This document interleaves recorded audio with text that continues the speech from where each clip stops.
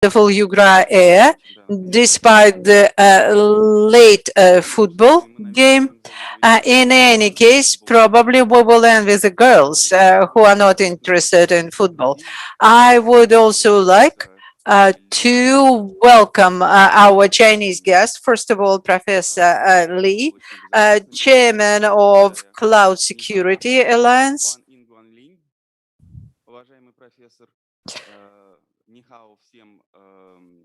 I welcome all our Chinese guests who will join us online.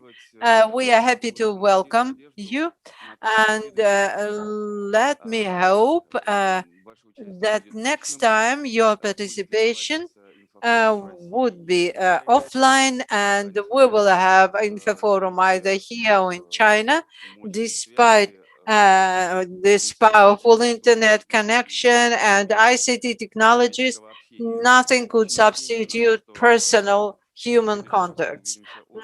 We do hope sincerely that next time we will meet in person. A few words about the topics of today's panel. ICT have become a part of our life. They are one of the determining factors of global economy and international relations. And the fact that we could not imagine even 10 years ago is becoming a reality. It seemed fantasy. I'm not talking about some gadgets, uh, social networks, services, many other things have become part of our everyday life. And they are uh, changing it. I'm talking about Internet of Things, according to various estimates, from 25 to 40 billion devices are connected throughout the world today. And we are living in smart homes, and we are getting accustomed to riding in pilotless taxis, and we are beginning to feel the effects of artificial intelligence. But every one of those new technologies, though they are changing our life to the better, also bring some challenges with them. In addition to economic effects, sometimes multiplicative, there is always a consequence of legislature and new technologies improving our life are also creating challenges and problems in labor market. They provide additional load to training system. There are consequences of new technologies in social, political nature. If we are talking about foreign policy and the internal policy, because the use of technology, the abuse rather of technology would create problems in international relations. This is also connected to the novelty of those technology and their trans-border character. By all means, a serious effect of our perception of new technologies. The pandemic has a very serious effect on that. In all countries, we are registering splashes of cybercrime. In a word, the picture in which we are living is multifaceted. It is full or things that we like, which makes our life more comfortable, and at the same time, they create a lot of challenges, the nature of which I have just described.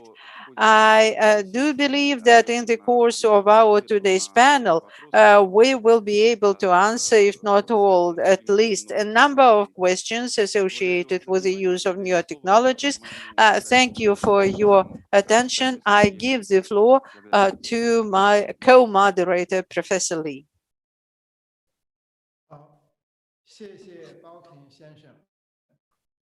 首先，我非常感谢 Thank you very Info much. 邀请云爱 I'm 省 so 联合 glad 大中华区和我们的 that 馆 I 长 have 来 been 参加 invited 本次的 to 会 this 议。info forum.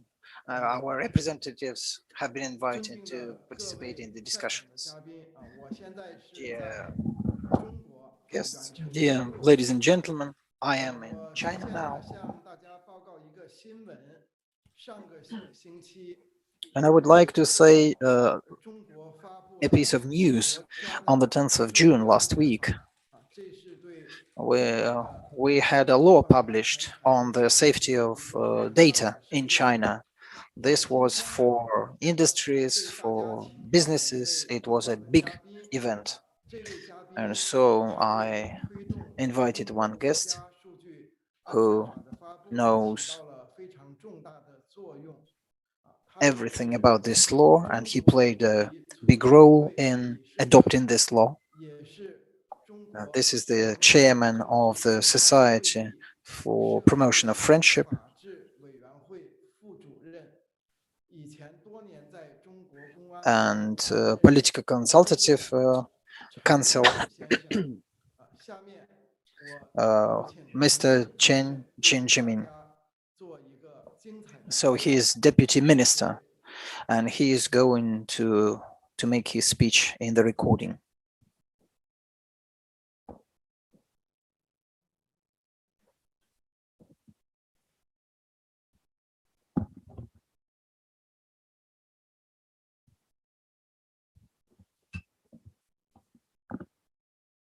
信息安全、发展、信任与合作的主题与中国专家 I would like 中国国家 to participate. 没有网络安全就没有国家安全，没有信息化就没有。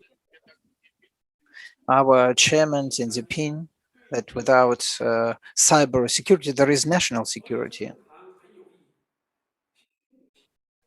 Without information technologies, there is no modernization. 不能一个国家安全，而其他国家 So we shouldn't have double standards here. No country can be safe while other countries are not safe. All the more so if we talk about the aspiration for your own safety and security at the expense of others. 我相信在网络和信息安全领域，中俄仍然能够继续推进相互 So Russia and China cooperate very well in these aspects, and I think in terms of in informatics and in cybernetics, Russia and China can promote their cooperation, can create a platform for their cooperation, and would increase global cooperation in building new systemic and global management systems, 创新发展，促进 and thus manage to build a community more a safer community in the cyberspace. 等5点主张，推动构建和平、安全、开放、合作、有序的网络空间命运共同体。要落实好习近平主席 Uh, to implement this request from Xi Jinping, I think one of the most important questions is to resolve the problem of property at this stage as one of the main assets and resources of digital economics.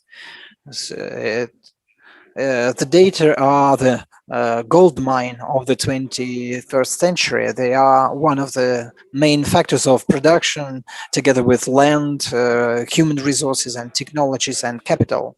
And in recent years, the tendency for digitalization of the world economy is becoming more evident thanks to the Internet of Things and big data and artificial intelligence and other technologies. It is becoming a power of global economic development. 工作中，中国在新 In terms of prevention of the pandemics, and China, in the face of Xi Jinping, have used big data and other information resources, and this played a big role in terms of the detection of infected population and blocking infected population and identifying the first contacts, and also curbing measures to contain the further spread of epidemics, and maintaining communication between the municipal communities, and ensuring management and governance. And also such thing as a national course of health has been used more than 60 billion times. This has played a big role in terms of protecting health and to migrate the production resources and products into other spheres and ensuring the life of people. Online education also plays a big role. We have received the opportunity to not only to listen to the lectures but also exchange high quality educational resources, which settles the problem of equality of access to education. The assistance from the WHO and looking into the tendencies of the pandemics, and also in order to help the regions that have been affected by the pandemics, information resources also have played a big role. 但同时，如此大规模的个人 But at the same time, we see that the large scale collection of data, especially personal data, has some risks of security risks. And to resolve this problem, you have to clarify the relations of property so that you can ensure legal interests and rights of the people. Big data plays a bigger role in all the spheres, and they facilitate the development of a digital economy. And this is the basis for building trust. In the conditions of globalization, data has become an objective language of international communication, because in each country there are legal systems and communications, and internet is the means of communication. It's the main content are the data, 人与人的关系， and the data can play a big role since they directly reflect the relations between the people and the society and the states, and many economic, social, cultural, and military relations. And that's why you have to ensure the safety of data 建立起信任。 and the continuous transfer and exchange within the global industry links. For this, the property of data has to be 在 resolved. 理论上没有统一完整， Now, there isn't a complete definition of this.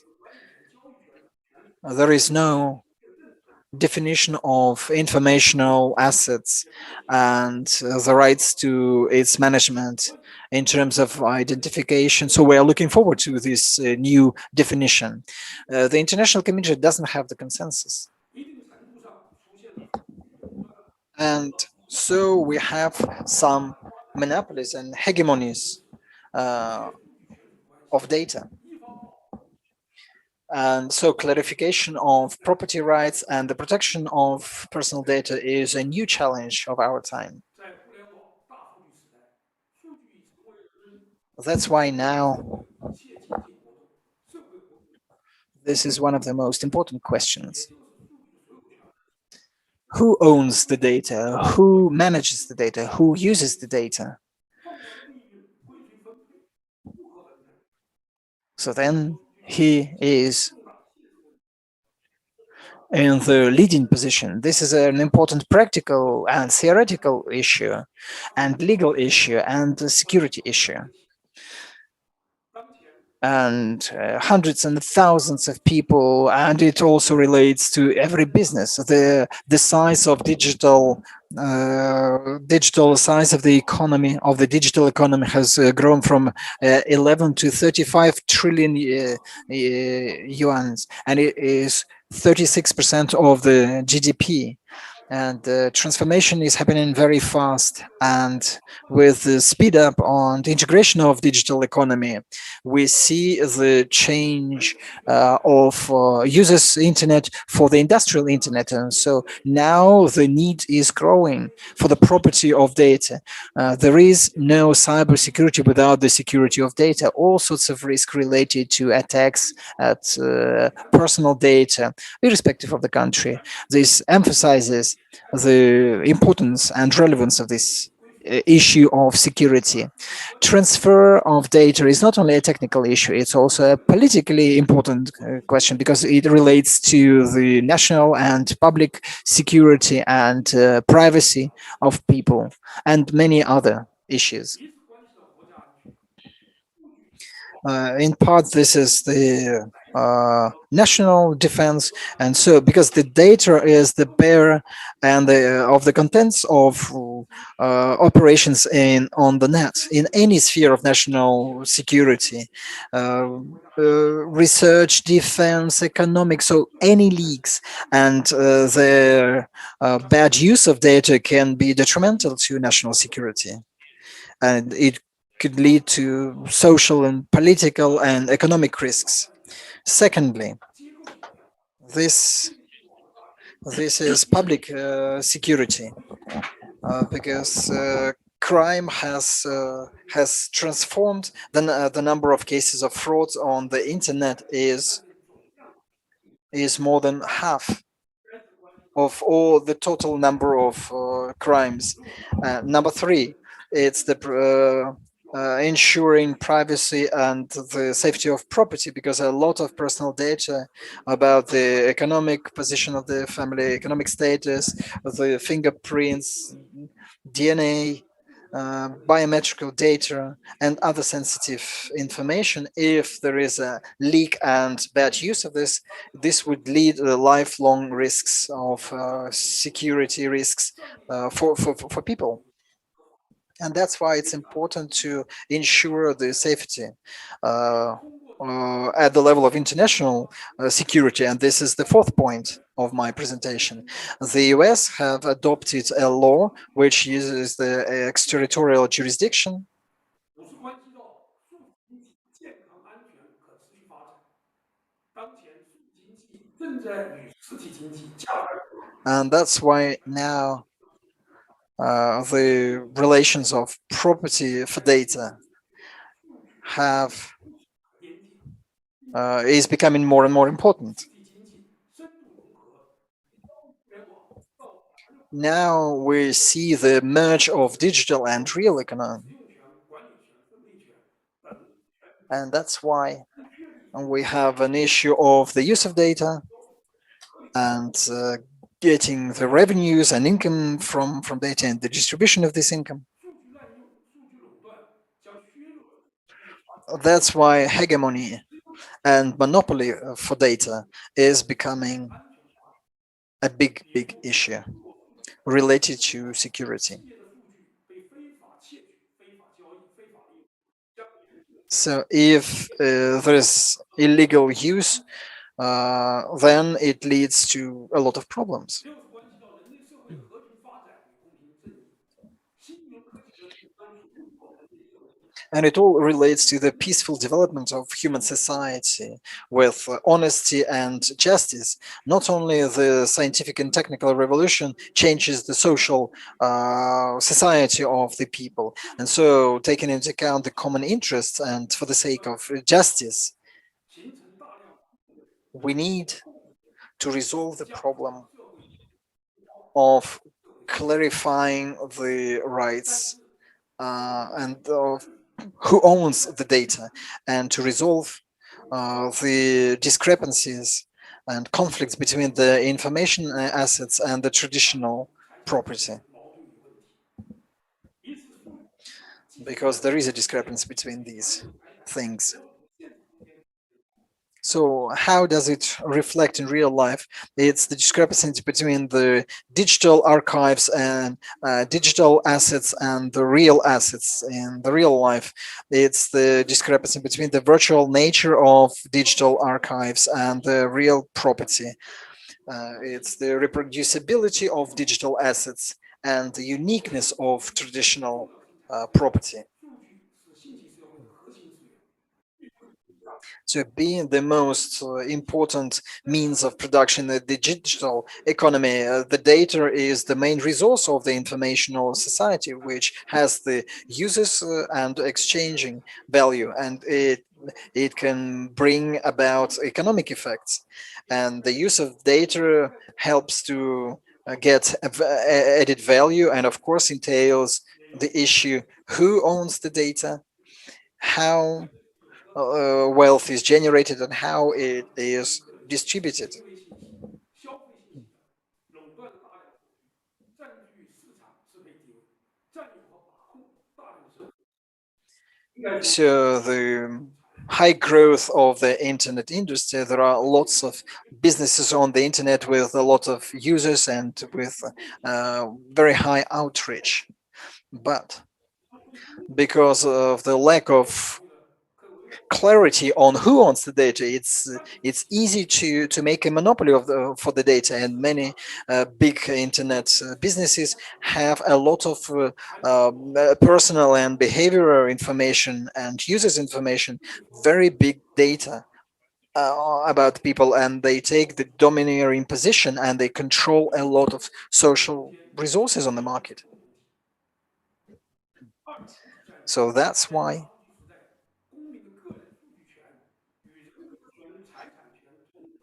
secondly, in the epoch of big data, the rights of people for property, personal data are also important. Human right, people's rights are for the data are as important as people's rights for the property.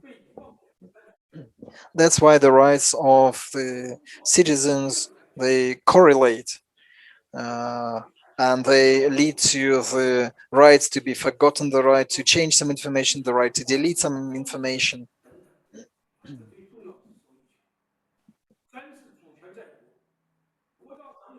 Thirdly, the sovereignty of the states. The states have the right to manage and to govern the spread of data within its jurisdictions and to protect legally, regulatory, and copyright. So this is the main idea of the state's sovereignty in the cyberspace. The governance has to play a role with together with the national sovereignty for personal data of the people. Here it's the provision of access and control and development and the planning and the use of data. For example, the use of data to provide state services and building of smart cities or creating models of capacity building and management. In China, the question of who owns the data and the state and this property of the data has to belong to all people. So the data could create the wealth for broad layers of people, so that people participate in the primary and secondary distribution of national wealth and to ensure national justice, so that there is a system of owning these rights which corresponds to the specifics of China and correspond to all the laws regulating the digital economy. So here you have to clarify the rights of the businesses uh, and the interests of businesses to collect, to store, to produce, and trading the rights for information. Further, the the common use of the data. So it's necessary to ensure between the countries the common use and exchange of big data,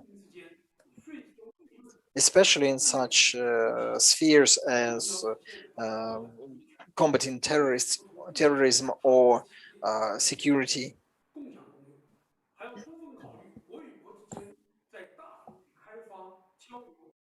Especially important is to look and develop development and building of new silk way between the countries, looking for a common way. So according to the peaceful principles and transparency, you could respond to issues that come up with a trans-border exchange and use of data. And so you could have a safe and regulated stream of data between the countries. So it would lead to the development of the digital economy. So the number eight is the legal security. You have to identify the attributes of property for the data, the correspondence of the main economic system of China, and link it up with the rights of the people and the interests of the state and the interests of businesses. Between these three uh, players,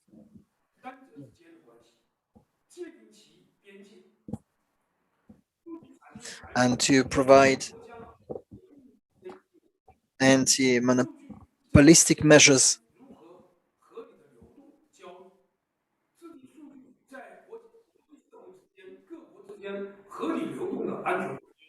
and to control freely to to be able to transfer this data.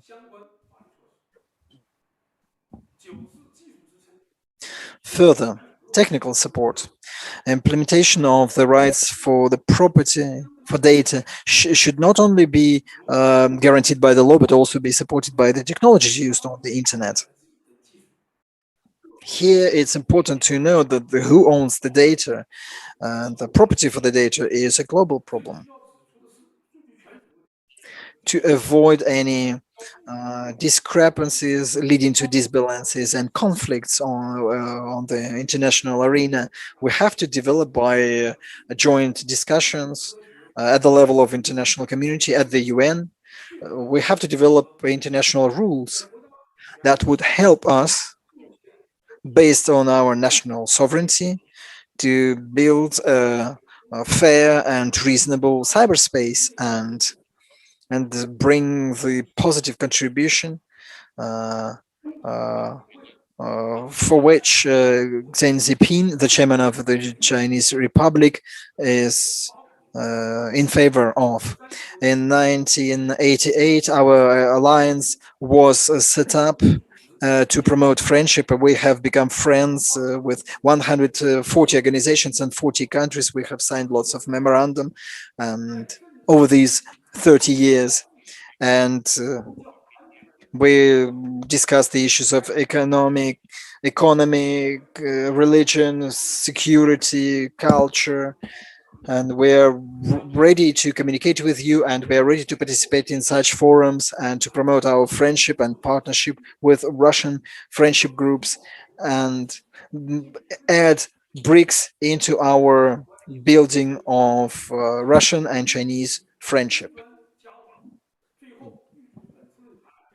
And finally, I wish the forum great success. Thank you very much.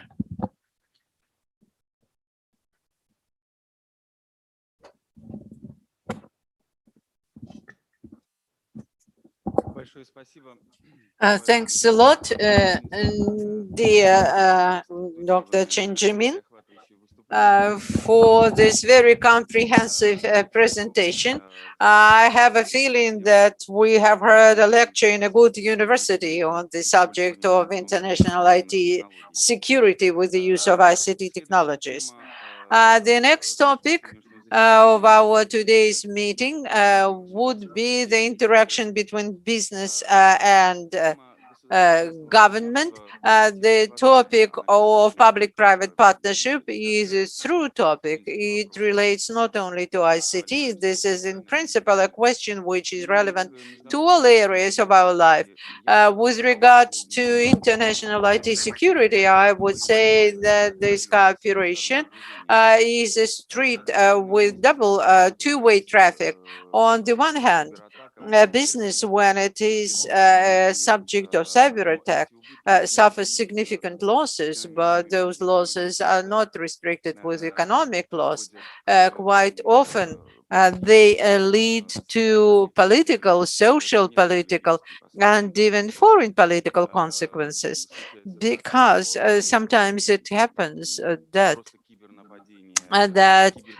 cyber attack is such, or a cyber crime with the purpose to get ransom is used for demagogical purposes in order to accuse the countries. We can see it on the example of both Russia and China. At the same time, it is clear, as was seen from recent attacks on industrial companies, sometimes we see that business ignores simple rules of cyber hygiene and it uses very simple passwords and sometimes even primitive passwords. And the losses would be huge. As I've already said, that affects relationships between countries. On the other hand, business, in the first place, IT companies, can assume some functions which are normally state functions. With the growth of budgets of some IT companies, their budgets exceed the budgets of some not very big countries. And with the growth of profit, the ambitions also grow. And the governments do not like this competition because they do understand that a whole number of issues, including security, should be controlled only by the state. Therefore, even Western countries who declare the principle of free internet, for instance, Australia, France, the US, are trying to put some restraints on those giants who are becoming gradually heavy weight political actors, and they are beginning to interfere in political issues.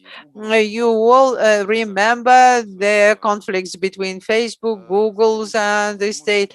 The state managed to defend its rights. We have a question whether the relationship between government and business could be fruitful. I am quite sure that the next speaker will answer that question, Olga Andreevna Melnikova, who represents Foreign Affairs Ministry. She is the head of Department of Non-Military Use of ICT Technologies in International IT Department. Let me mention that Olga is also an example of successful addressing of gender issue, at least in our department. I have a feeling, frankly speaking, that the balance has been disrupted, not in favor of men. Thank you, Dmitry Vasilievich, for this presentation. Good morning, dear ladies and gentlemen, the participants of this conference.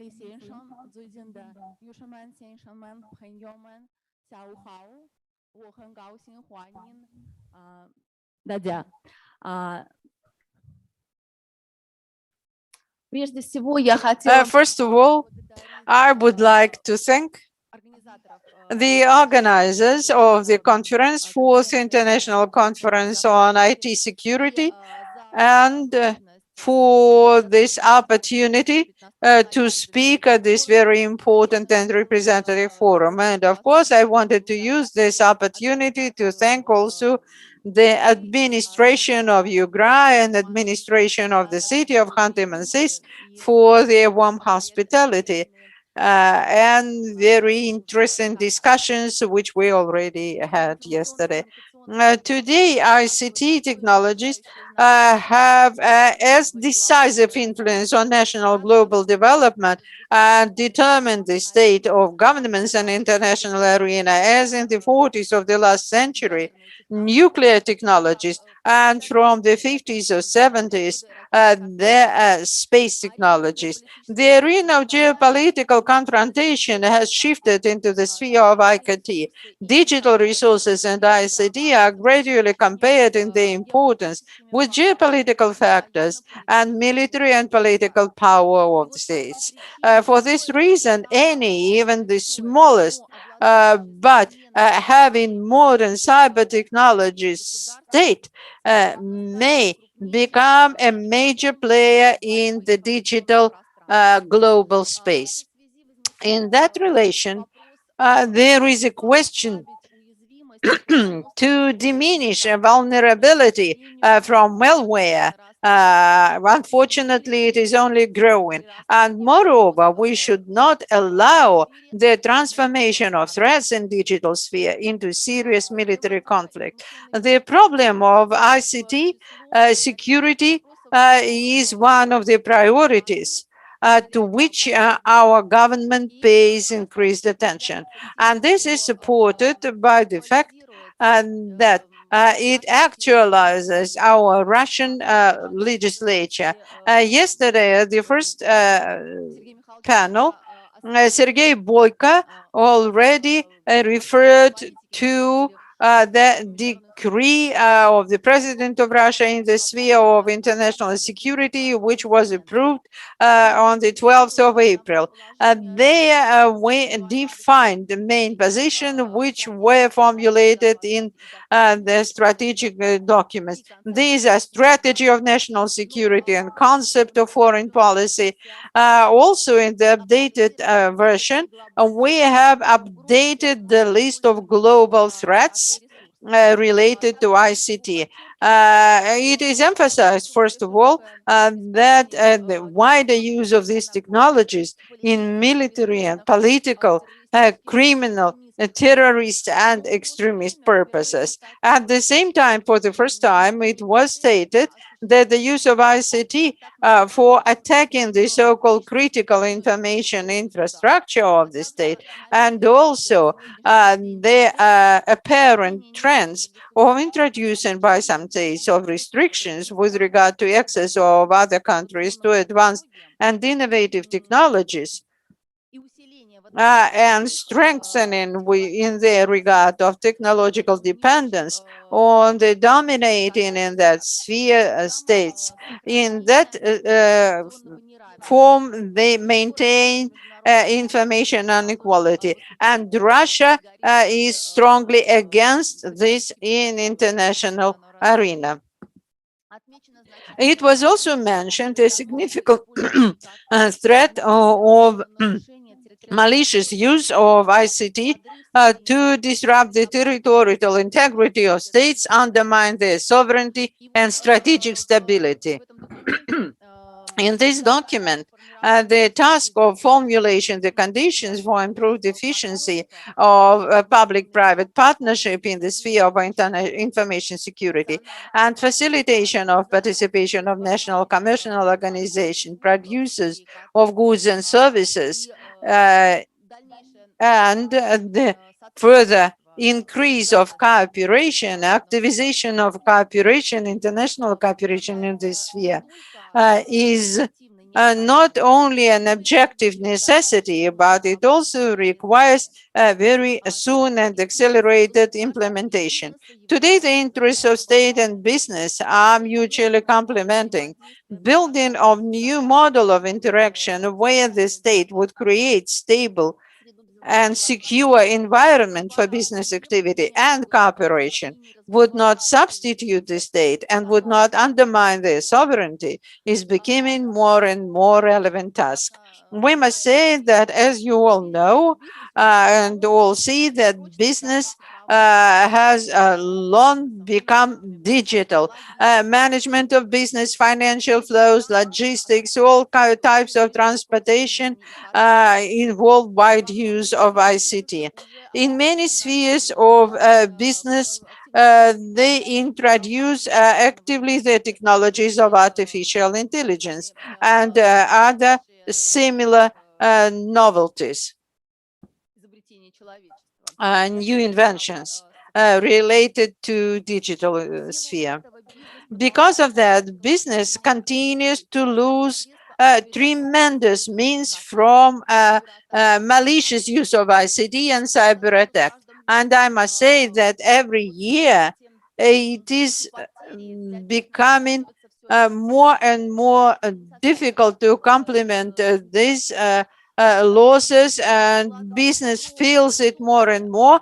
Here I disagree with Dmitry, because business is investing a lot to ensure its security, but at the same time, those measures are sometimes insufficient. I must say that the pandemic as well, we all see it, has amplified that situation because it triggered the increase of the use of digital tools, and as a result, the increased number of cyber attacks, including attacks on business. We are registering a colossal growth of crime, and according to recent data beginning from April last year, this activity has grown by the order of magnitude. Services of companies across the world because of the pandemic uh, have become more vulnerable because most of them, the employees of the companies switched to remote mode of operation, which increased risks of hacking corporate networks and brought about additional financial expenses. Most of cyber attacks originated from crime groups. As a rule, it originates from criminal groups, and their purpose is trivial ransom of money. Their goals, the targets, could be both the financial giants and any middle-sized company, and even the companies with very moderate turnover. I'm quite sure that every of us can remember examples of this malicious use of ICT. Let me give only several very known examples and most expensive from the point of view of their cost to the owners of assets. For instance, in 2017, because of the attack of encryption virus on the Dutch company Moller Maersk, specializing in container transportation, the company lost $300 million US. In March this year, as a result of cyber attacks on Taiwan, company ASA, the company had to pay to the intruders as ransom 50 million US dollars as ransom, and that attack and that ransom was one of the largest today demanded by the intruders. In May this year, as you all know, a lot was written about that. There was an attack on Colonial Pipeline. And as a result, the pipeline, which provided 45% of oil supply to the eastern coast of USA. As a result, the company had to suspend its operation for several days, and it brought about the critical situation in the country in general, in part of the country at least. And we all understand perfectly that the attack on commercial companies may bring about the development of critical situation in all spheres of economy, specifically because, as we understand, fuel provision, fuel supply to all system would disrupt their operations. And the payment of ransom in those cases were according to different data. I got that data from official open sources, were from $4.4 million to $11 million, within that range. As of today, we do not have more exact official data about the amount of ransom. Probably we will get the data later.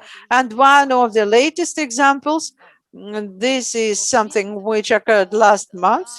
There was a hacker's attack on the resources of a major corporation, a meat producer, also American company, JBS, as a result of which the companies had to suspend its operation not only in US but also in Australia, Brazil, and Canada. And this situation resulted in significant economic losses and disrupted the channels of delivery. I must say that not only Russian, but also foreign experts are monitoring these attacks and try to estimate the level of risk to business from this type of action. Let me refer to the data of Sberbank, which monitored the situation every year, and only from cyber attack. That damage to business in 2016 was 445 billion of dollars, in 2017 1 trillion, in 18 1.5 trillion, in 19 over 2.5 trillion, and in 2022, according to the World Economic Forum projections, that amount may grow to $8 trillion. That is, you see that the progression is quite obvious. We should not disregard that fact that a loss from cyber attack on business may may turn into crisis situation, and as I've said already, threat to the state as such. That the recent attacks on American pipeline and meat producer affected very vital spheres of life of the country and its citizen. And I have quoted the data on losses. And I must say that these data, from the point of view of their objectivity, are not quite accurate. They could have been more accurate because not all companies, as we understand, because they want to avoid reputational risks, not all the companies give 100% accurate information about the attack which they have suffered, particularly those attacks which they could not counter. As they say, this involves reputational losses to the company, and the company tries to balance the probable investment and reputation losses. It is becoming more and more obvious for business that it is necessary to ensure its security, understanding that business is becoming aware that they cannot get 100% protection with its own forces, no matter how large, how big would be the investment. Therefore, it is obvious that the task of business and the task of state in building efficient protection, this task would be complementary.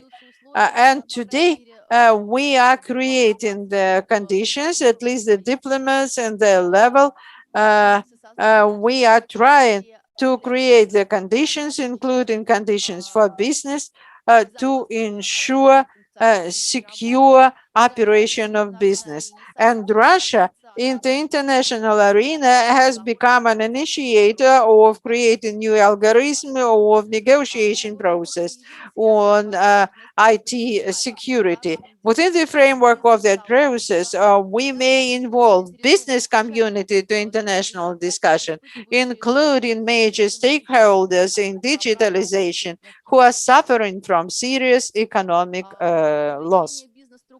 Involvement of business structure into negotiation on IT security and creation of efficient mechanism of public-public partnership is very relevant today.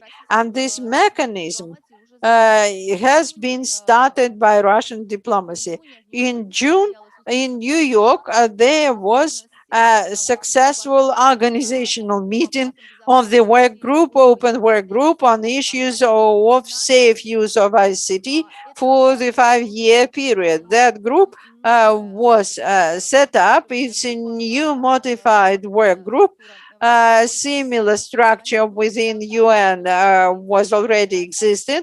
It was also formed by the initiative of Russia. And last year, we started new initiative, and the starting point was the General Resolution of UN of 31st of December, which has firmly fixed the new mandate for that group.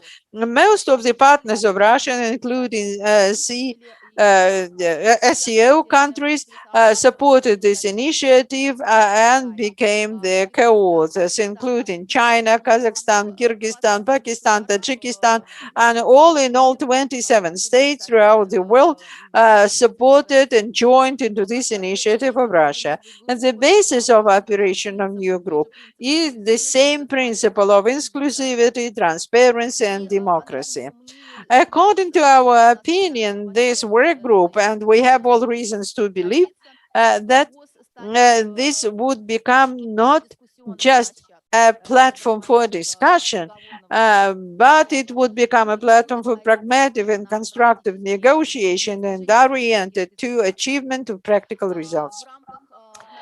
Within the framework of that updated group, we will be able to involve other participants of the dialogue, including non-government organizations, researchers, and business. We believe that business using that mechanism would be able to develop for itself the rules of the game in digital environment. And not only on this discussion platform, but also in part of UN committee, which developed a special international convention on countering use of ICT for criminal purposes, also UN group. We allow to involve business and NGOs as observers. And quite recently, again, thanks to the efforts of the Russian diplomats, that was achieved. In order to involve business in the process of negotiation, the situation is quite favorable now. And we do hope that on the one hand, this situation would increase the level of trust of business to government institutions.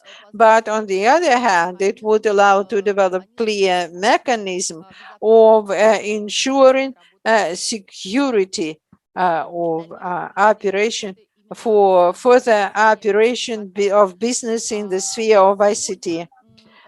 Today, it is important from our point of view to diversify the negotiation process, to use other formats, for instance, the platforms of SEO, BRICS, ASEAN, and other organizations.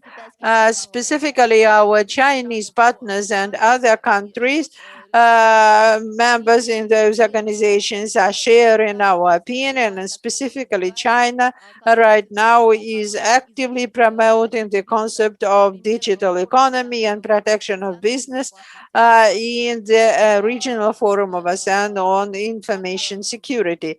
And there too, we are acting as a kind of co-authors or co-sponsors of that process. In any case, we support this as part of our strategic partnership. At the same time, it is important to note that the participation of non-government actors in negotiation process on IT security negotiations should not be considered as the desire to become equal actors in international legal status with sovereign states. Talking about the participation negotiations of representatives of the Russian business, right now we are observing a stable growth of interest of our domestic companies. Specifically, we see that, for instance, Norilsk Nickel, Sberbank, IB Group, Kaspersky Laboratory, and other companies are the structures which have some developments, intellectual ideas, proposals are ready to cooperate actively in that sphere and make significant contribution, including intellectual, in the process. Modern trend today is the joining the efforts of commercial companies and professional and industry unions, alliances, associations, and other forms of cooperation. And here it seems to me that from the point of view of business, the benefit is obvious, but from the point of view of interaction with them, we believe that this form as a Foreign Affairs Ministry, this form is acceptable and convenient. We do not have to work with every particular company. It is possible to operate more efficiently. We continue. I'm talking about Foreign Affairs Ministry and our department. We continue to actively using the practice of including into the Russian delegations for the conference and topical seminars, representatives of business community. Last year, for instance, we actively invited and in our Russian companies to participate in Singapore Cyber Week, which is one of the largest conferences in the region, including from the point of view of presentation of business in the region. And I must say that many of the Russian companies responded to that invitation and became active participants of that event. Despite the pandemic, we do understand that there are certain restrictions now, but there is always possibility to participate in this hybrid format or online format. And it seems to me that it is very important not to allow stagnation of this process and this work, and to continue to increase our activity. I mean this involvement of business. We do believe that the existing ideas, proposals in the sphere of ICT security from major companies of experts, which are actively uses instruments of public-private partnership, would be able to make a significant intellectual contribution to international discussions on IT security, and would enrich the capabilities of companies as such, and would give them new stimuli for growth and new capabilities. We are interested also in creating favorable conditions for promoting in the global market Russian producers of digital technologies who have all chances to become a good alternative to Western products. And we do hope that this would facilitate the period reorientation of the market to domestic high-tech products and the technical support. That is about all that I wanted to say. Let me wind up my presentation, and I thank you all for attention. Thank you, Olga Andreevna. Thank you. Before we move to the next speaker, which would be dedicated on trust, let me say a few words. Today's cyberspace reminds me some arena of fight without the rules, and it's the field not only for two parties to fight, but a whole mass of players, individual players and states, and this is a very multi-layer picture involving cybercrime, which does not know and would not respect any rules. And this notion of trust is non-applicable to them. We can only fight and counter them. This work has already started at the level of UN, and the recent convention would be one of the measures. There are also military and political actions. You know, this malicious Stuxnet, which has suspended for a long time the nuclear program of Iran. At the same time, the actions of cyber criminals that for the purpose of getting random, sometimes or on a regular basis, are used for ideological attacks of several states in order to develop the concept of attribution, as always, without providing any proof. And this is done also as part of this ideology of world order based on the rules. In that connection, I personally have a feeling that the cyber world is gradually coming to the need to understand the need to agree about the rules to use the cyberspace. In Russia, Russia for a long time supports the need to develop those rules. Why I'm quite confident that this concept of the need of developing the common rules of action in cyberspace. We will defend this concept in the new work group.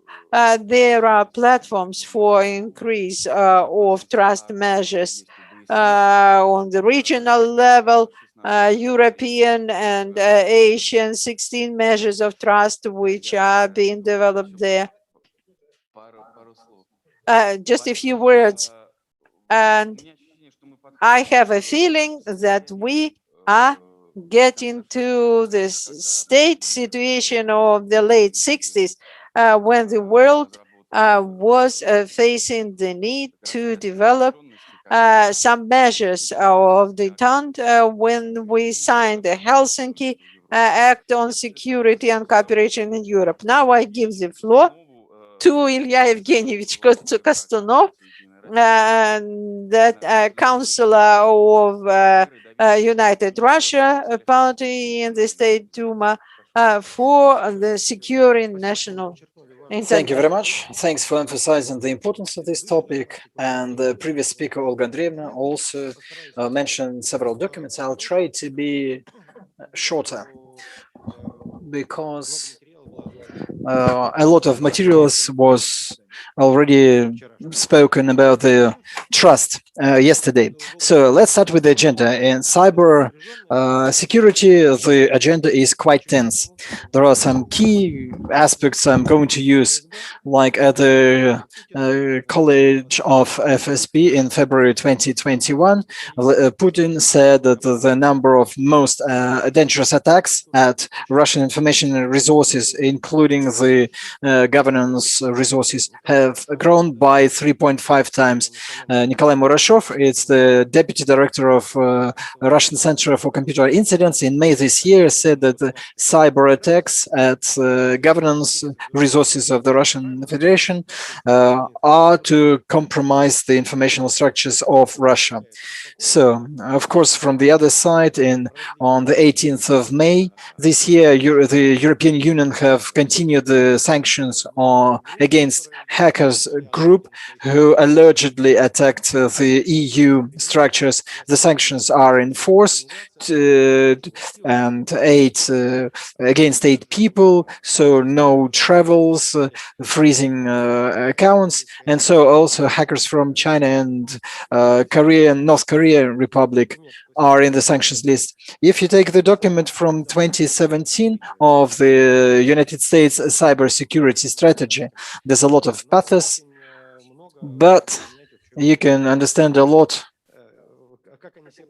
how they see the future, starting with claims that the internet and the increase of influence of the internet have coincided with the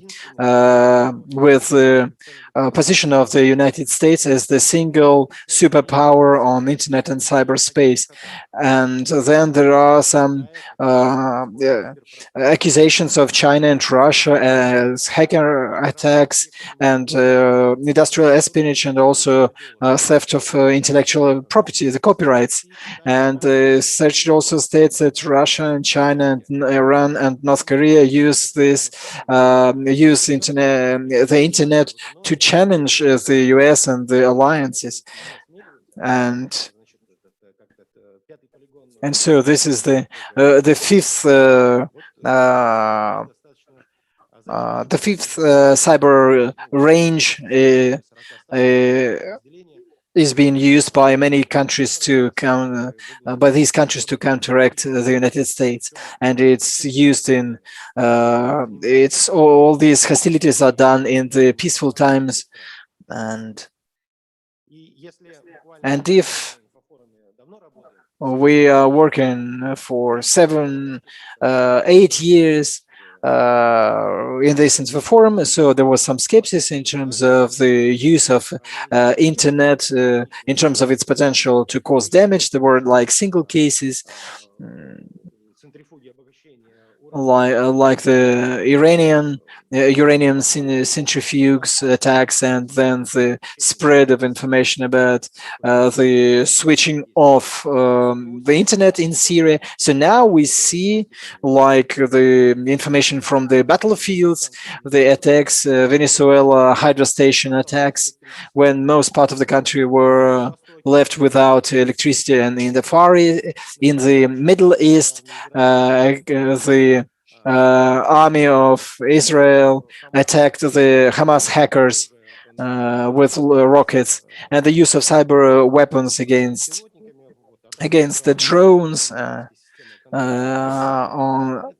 on behalf of the US and against Iranian, and the business sector and the sensitivity this may attack on American company Colonial Pipeline. That's the proper name. When the attack stopped the pipeline for 5 days, and it was just a miracle because there was a meeting agreement of the meeting between the two presidents. We were not accused of this, but the company said that they would not be subject to blackmailing, but still they paid $5 million to minimize the damage.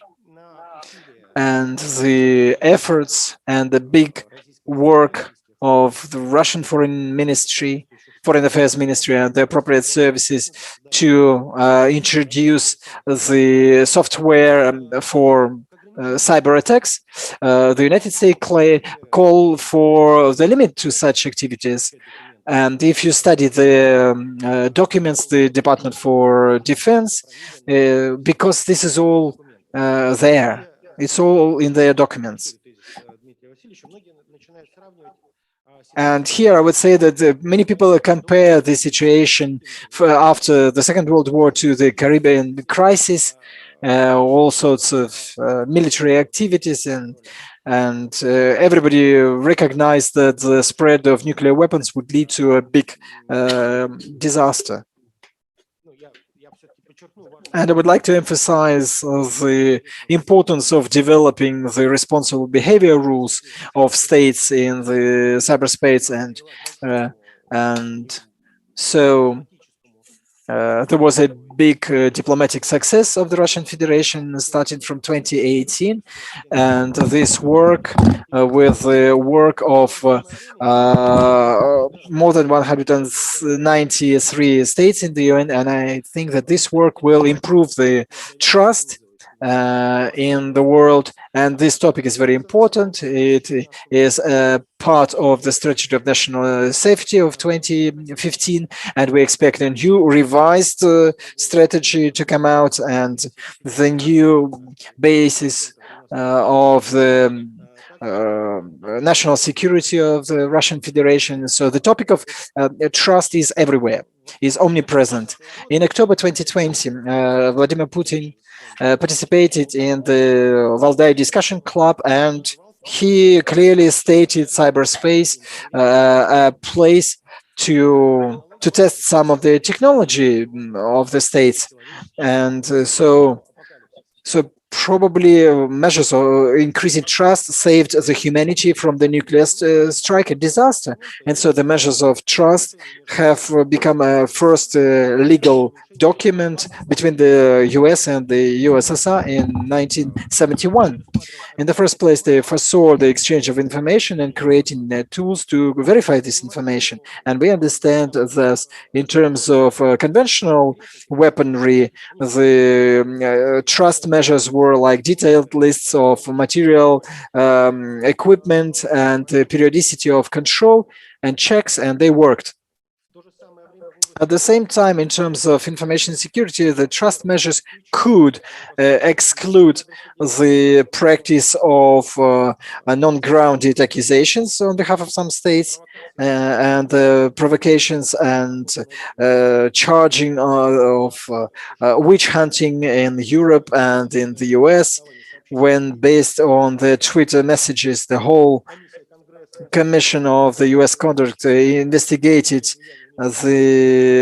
this in terms of elections, presidential elections in the U.S. I think this does not correspond to the level of threats.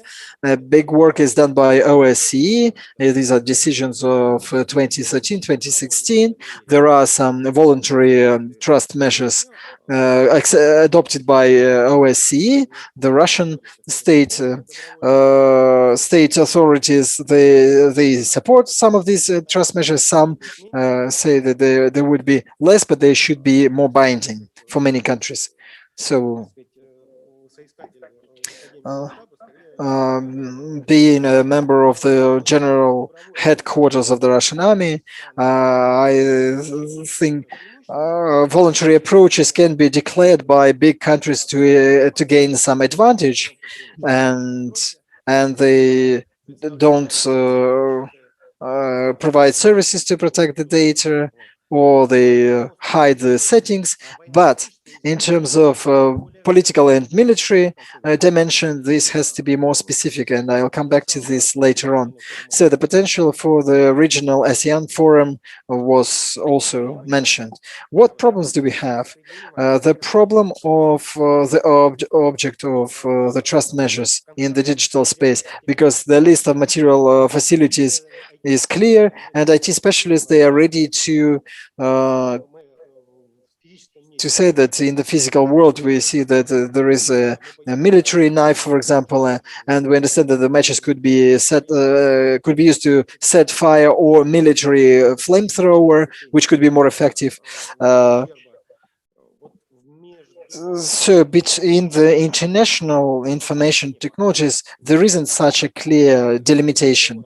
And talking about legal responsibility for developing of software that are aimed to cause harm, they are still not flying off. And the second thing is there is a description of a formal subject of legal regulation. The states are responsible for everything, the states agree, but the advanced potential of some cyber group is quite comparable to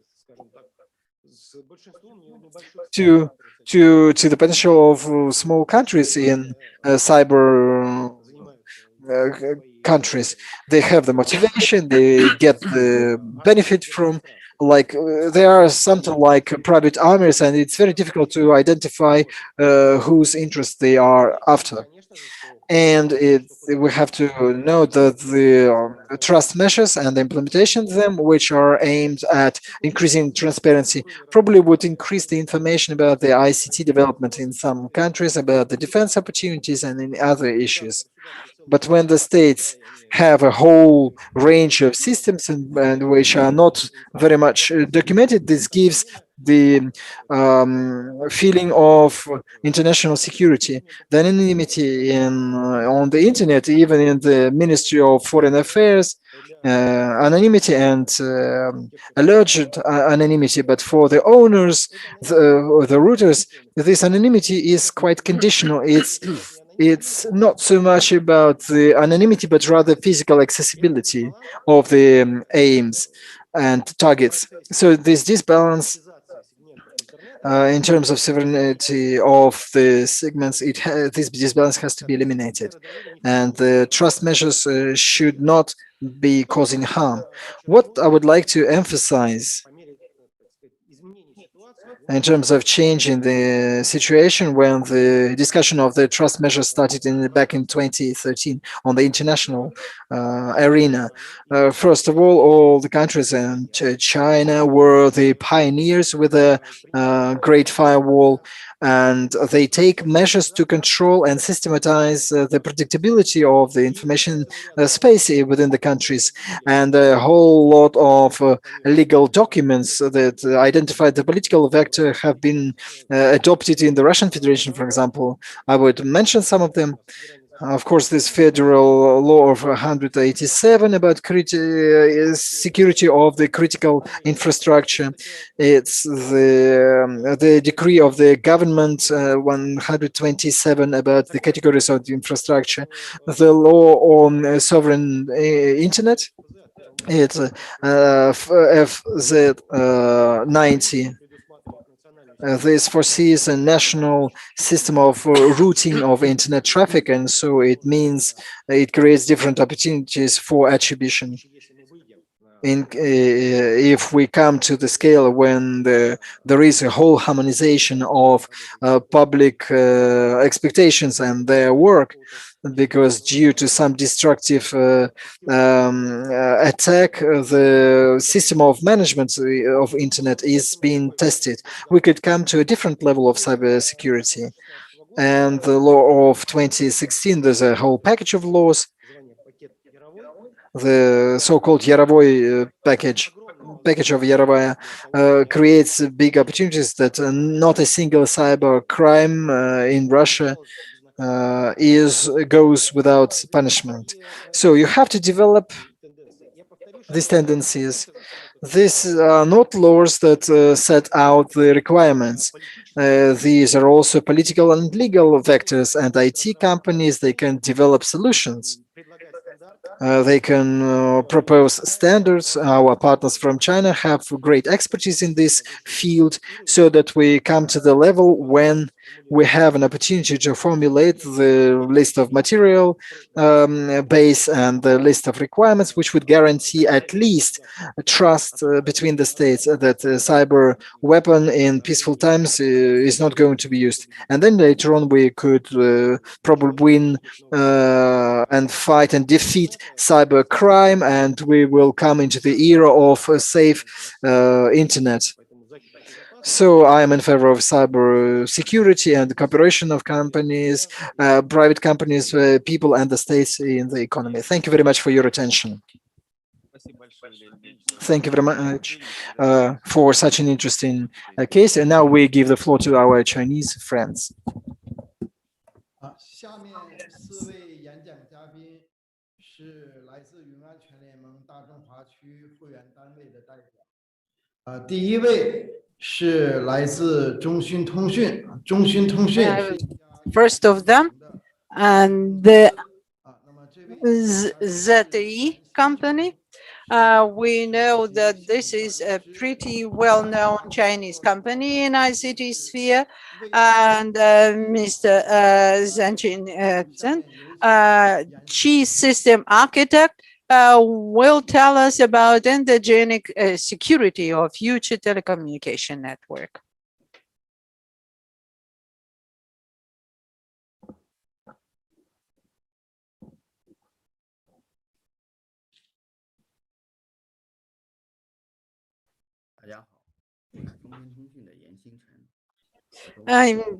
Welcome. My name is Yasinjun. I'm responsible for technical planning of cybersecurity of ZTE company. Yesterday, I had an opportunity to speak at Infa Forum, and we have celebrated a celebration of Dragon in China, and the first group of MT promotion has issued a white book with proposals with the general vision of the technology. Second, the Association of Infrastructure of EU in June has also published a white book on the prospects of 6G system. So this pushes us to think about cybersecurity of future network. What is 6G? Let me give two examples from life. I have a boiler at home, which is very capricious. Sometimes it makes the water warm, sometimes cold. And when I take a shower, I have to watch my boiler. And when they say that it does not heat the water, then I look at it and I press button start.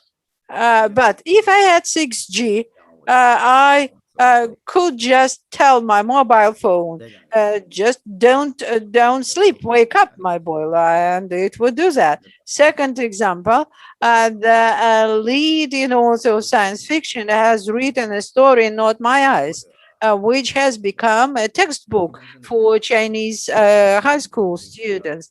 Main topic of this story is about the use of artificial eyes. So these were the glasses with inbuilt sensors, and they have mechanism to watch situation in crowded persons. 6G offers at least four types of connection. First is smart connection of everything, then comprehensive connection between ASC, ground, and so on. And the next one, deep immersion at the level of thinking. For it, the security suffers from rigidity, lack of response, lack of coordination, and impossibility to identify the threats indicatively. In this way, it is necessary to overcome the traditional model of design and to systematize the architecture of security completely, starting from trust to the use of data and control of access to the formation of endogenic security, which may be designed and may evolve. Keyword 6G is security, intellectual security. Here we see two specifics and three attributes. The specifics is native creation and symbiotic evolution. Built-in means that all requirements and attributes of security are fully considered in the very beginning of design process, and symbiotic evolution is the integration of requirements of security into the architecture of the system. Three attributes is integration, synergy, and nativity. Integration is means that it is part of systemic design, and synergy is ensuring security in such a way that the system as such could be scalable and could develop together with the business requirement. Nativity means that the architecture and technology which are used to build a network should have the native qualities of security in the same way as triangles are naturally stable. Also, we may compare the system with the immune system of humans, that is, all processes start within and they reflect on the output. So the system must be scalable, and the endogenic networks continuously evolve from protecting borders to protecting the source and the whole network. Then let us look at four levels of security and of endogenic type. This is exogenic nature of component, endogeneity of security, flexibility of production. All that could be again compared to immune system of humans. It comes from internal to the outward, from order to chaos, and following the evolutionary system. Point, straight line, flat surface and volume, we may regard this in the same way that is we have two levels. In the beginning, we have the process of integration of elements of security, transition from traditional model to strengthening the security of the product, and then we see that security is becoming a fundamental quality of the product as such, and modeling of threats would include a number of works to identify the assets, assessment of risks, analysis of danger, and exchange of links. In this way, it develops. The third level is they need to consider security from the point of view of system that is paid attention to synergy between the function of security and protection and coordination between network and security, security and business. And the protocol of 6G protocol is a measure of such implementation. It provides access to the user's authentication, verification, and connection to server. In that case, the security and safety of service is becoming organic and synergetic with the whole. And the fourth level is most difficult. I believe that it is necessary to address important problems faced by society in the sphere of security, and namely, it is very difficult to measure the level of security. This is one of the main riddles in the sphere of security, to understand whether the system is truly safe and how safe it is. To achieve this goal, we should use the technology of native quality of security and build a system which would be truly safe. We are using the hierarchy of the communication networks, three-layer architecture, and we may look at the levels of development. The first is infrastructure security, then functions and services safety, and control and management of safety in combination with antigenic safety. We may identify the possibilities of security which must be present at each level. Here you may see examples, and also 3G network is communication network, even though it is equipped with IP, but still it is cloud system. Right now we need to strengthen protection of borders. In the era of 4G, mobile services has become combined with internet services, which has made security more vague, and with the introduction of 4G, it has mixed our work and private life, because there are very many tools which can monitor our behavior. Therefore, the role of security is to divide what should not be put together, and security must be introduced into the system for internal protection. Also, here we see in the era of 5G, with the appearance of cloud technologies, SDN and FW, we see more flexibility in the sphere of security, which must, as well as the network, be orchestrated. There is a need to develop the system of security with a cloud, channel, board, and terminal. It is also necessary to reach inter-domain level of synergy in the policy of security. In the area of 6G, smart updating of the system and global security would require protection. Therefore, we would introduce conceptually new architectures of security technologies. Now let us have a look at the sphere of infrastructure. We may use quantum communication, technology of protection of moving targets,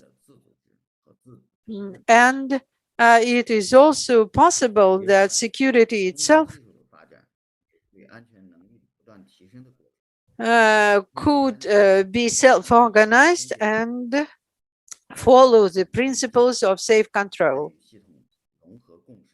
Therefore, Summing up, I want to say that the development of communication technology is also a process of continuous improvement. Endogenic security, it's a transition from the initial protection of borders to the gradual integration of the system. Therefore, I hope for future cooperation with all of you, and thank you for your attention. 好，谢谢严新成先生。 Thank you. Thank you, Mr. Yanxin Chen. The next speaker 大家知道， would be a representative of Tencent company. 腾讯云在中国也是使用量最大的 It's a very famous internet and network company. It's one of the biggest in China.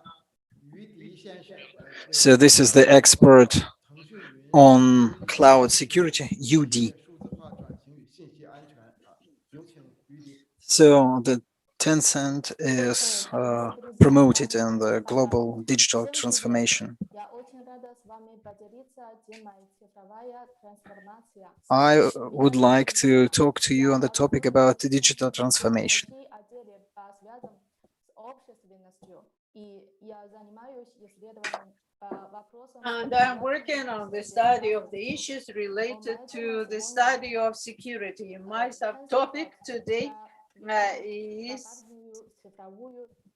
Tencent Cloud, which promotes digital transformation and it supports safety of companies throughout the world. So these are my materials. They include the following items: the tendencies of digital transformation of China and Russia, and digital solutions, and the threats to the safety of this process, and the ways to security. So to make sure some of the terms are cleared. So the rest of my speech would be in Chinese. 数字化变革作为全球范围内炙手可热的一个关注焦点，要求企业从生产到服务等多个方面进行全方位的变革。那么，俄罗斯的这个观点报《Fusklia》在2020年12月28日刊文指出，新冠肺炎2020, 数字技术的运用促使了俄罗斯多个 in terms of the COVID pandemics, 乃至爆炸性的增长，这将决定未来较长时间内俄罗斯的经济发展方向。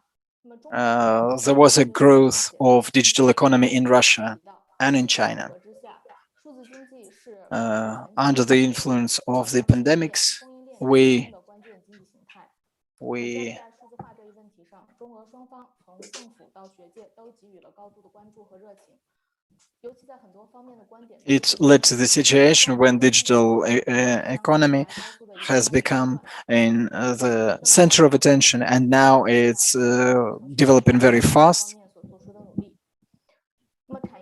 Now we will have a look at what Tencent was doing in this sphere. So we have these three dimensions of work.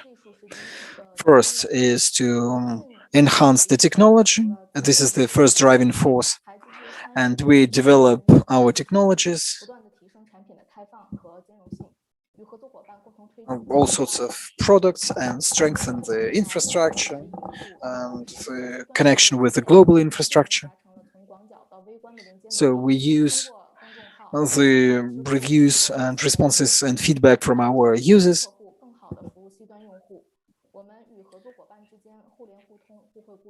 So we use all the opportunities to develop our services.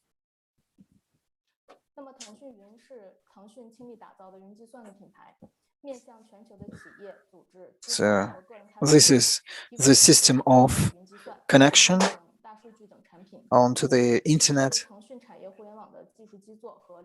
which is oriented mainly towards some individual users. So we have big resources in terms of developers, and the companies that deal with us outsourcing companies. So these are our products in terms of in the 7 fields, several hundred names. 那么目前腾讯云的数字化解决方案已经覆盖了190多个业务场景，其中在互联网、政务、金融、 So our digital 文 solutions 旅、会展、教育、医疗健康 are present in many fields. These are 智慧零售等行业。 state services and finance and 那么腾 education. 讯云在全球的27个地理区域运营着60多个可用区，覆盖了全球30多个国家和地区。在莫斯科区域就有腾讯云 And our products 在 are 俄 used 罗斯的世界杯期间，腾讯云就助力实现了 in 29 全球直 countries, 播。云计算的发展 including 是 Moscow. 企业数字化转型的基石。腾讯云的数字化技术和市场能力全方位助力企业实现数字化转型。那么接下来我们一起了解一下 That's why we are using all the forces to facilitate the transfer of businesses onto the digital platform. 这个幽默写到的是，如果 So here you see a Russian humor. 那么显然，网络安全问题不能通过这样简单粗暴的方式来解决，也不能选择像 So of course you cannot resolve problem with cyber security by smashing the glass and switching off the cable.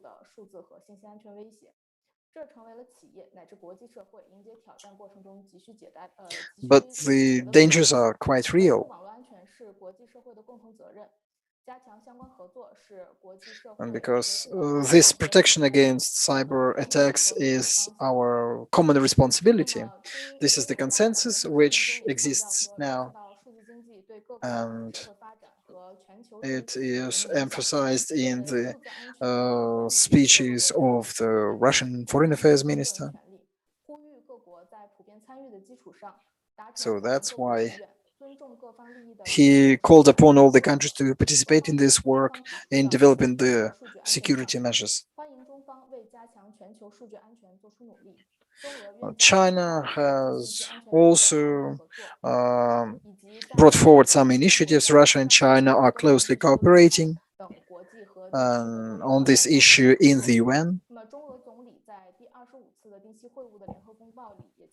And during the 25th meeting of the prime ministers of our both countries, we saw a memorandum signed.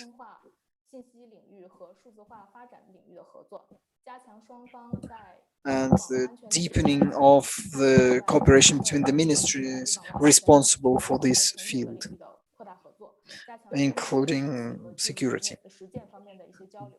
Introduction of modern systems.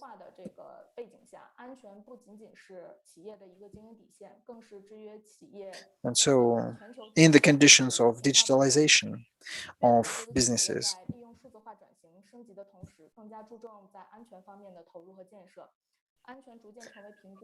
the businesses invest more and more into ensuring that there are security systems in place, and this is one of the parameters of work. And so in China, we have transformed into one of the most important and reliable providers of solutions to provide cybersecurity. And we have worked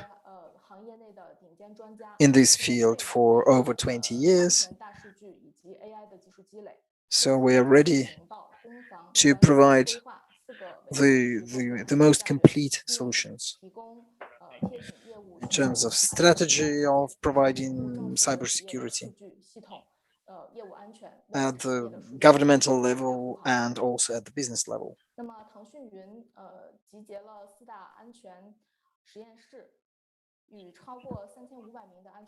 So we have set up 4 laboratories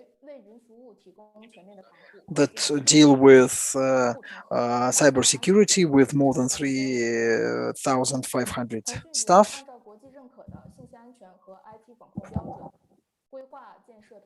So these are the certificates that we have attained, over 400 certificates, both Chinese and international.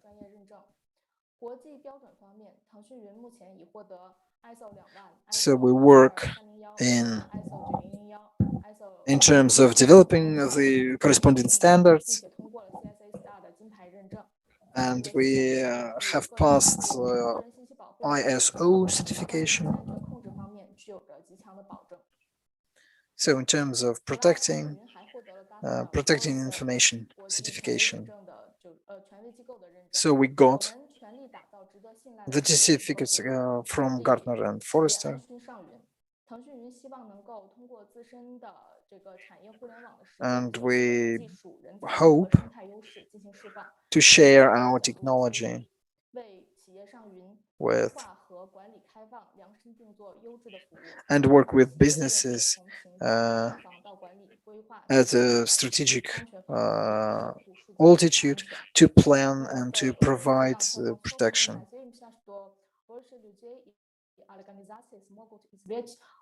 We do hope that more people, organizations, and people would be.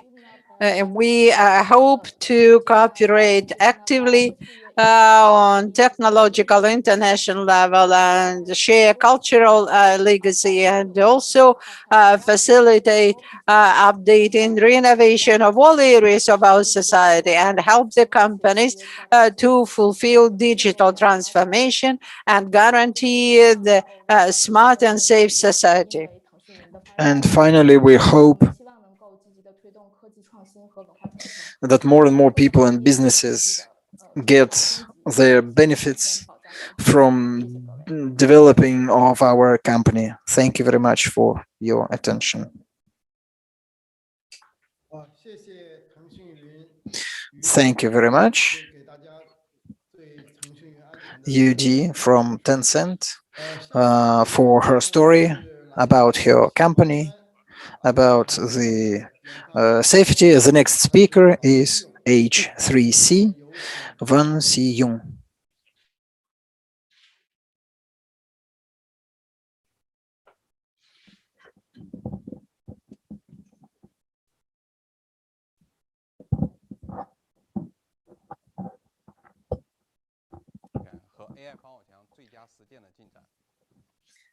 Good afternoon. I would like to tell you about the firewall based on E. Can you make it louder, please? On the cyber security and digitalization are the two sides of the same coin. And now the basis of our society is the digital technologies. It's difficult to imagine what our life would be without these technologies. Digital technologies influence our life, our work. And on the other hand, if we look at cyber security, it affects the life of society. And it's difficult to imagine that remote driving, like automated cars and remote surgical operations, would be conducted under the threat of cybercrime. So we see that in the sphere of security, we have to pay more attention and have more measures, and the cyber threat would increase by 50% each year, and we have to understand how to find the fundamental solutions for the problems of cybersecurity. We believe that there are three reasons for the cybercrime to grow. The first is the disbalance between the attacks and the defense, because the attacking side may hack the whole system if there is only one breach of security, but the defending country has to build the whole defense system, including all the spheres and technologies. And it's difficult to implement this on the internet because many fields of access are anonymous, and some people go through the darknet, and the structure the architecture of cyber security is going slower than the development of the business in general. It's just lagging behind. And although we put forward the concept sandbox, but very few companies manage to implement it, and many companies refer to the security issues only when there are some threats or there are some breaches in the defenses. And so the users cannot the bad users, the malicious users cannot be identified in due time, so we have to pay attention to the anonymous and anomalous behavior and the traffic, and it's important to predict to prevent such threats, and also pay attention to the management of data with the use of complete life cycle from developing, transfer, exchange, and the use and the destruction of data. And here we should talk about the need to move over to the dynamic control of authorization at the basis of IPI and zero trust. And we also have to strengthen the detection, threat detection systems, and prevent the dangers from coming, and monitor the anomalous behavior. And here, the concept of a company, HTC, is understanding and developing the proactive security based on full stack, and the intent and the opportunities to support the full stack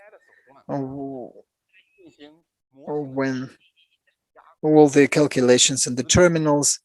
We view the issue of network security RR to R7, from R2 to R7, and on the basis of this position, we could use the AI means that would identify the intents of the user, and thus we have launched a new generation of inter-network screen based on AI, which has the opportunity to process the services of class T and the reliability of class operators class on the basis of the platform x86 and our GPU FPGA platforms. The firewall can provide processing of the networks of level D, and can also provide modeling at a very high level,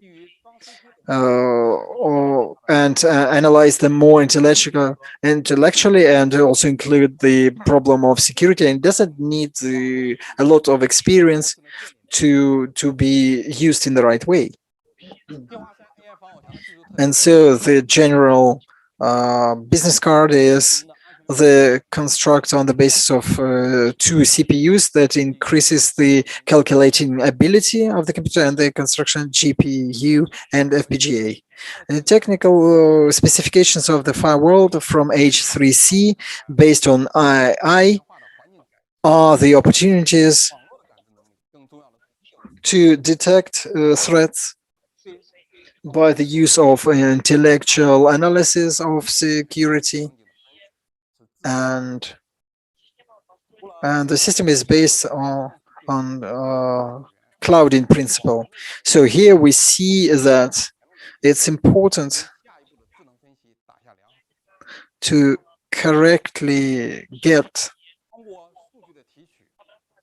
and process data and implement the machine-based learning and analyze the scenarios, and also use the principle of full stack, so that we could implement the right strategies and solutions, because we see there could be some incompatible commands within the system which could be overlapping and conflicting. But thanks to machine-based learning and the use of latest technologies, we can achieve the level of automated decision making in crisis situation, and relieve the people from these complicated procedures in terms of exploitation and maintenance of this system. So based on machine-based learning, the system has the opportunity to detect unknown threats, because when we have the known threats, we just send the file into the sandbox to monitor of the virtual uh, running of some commands and operations, and now we use the modeling based on AI, which is able to detect and identify more than 90 types of anomal behavior on behalf of the users.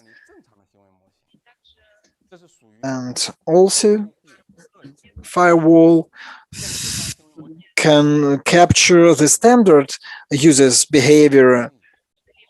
Like such modeling, it becomes a basis to process the other data.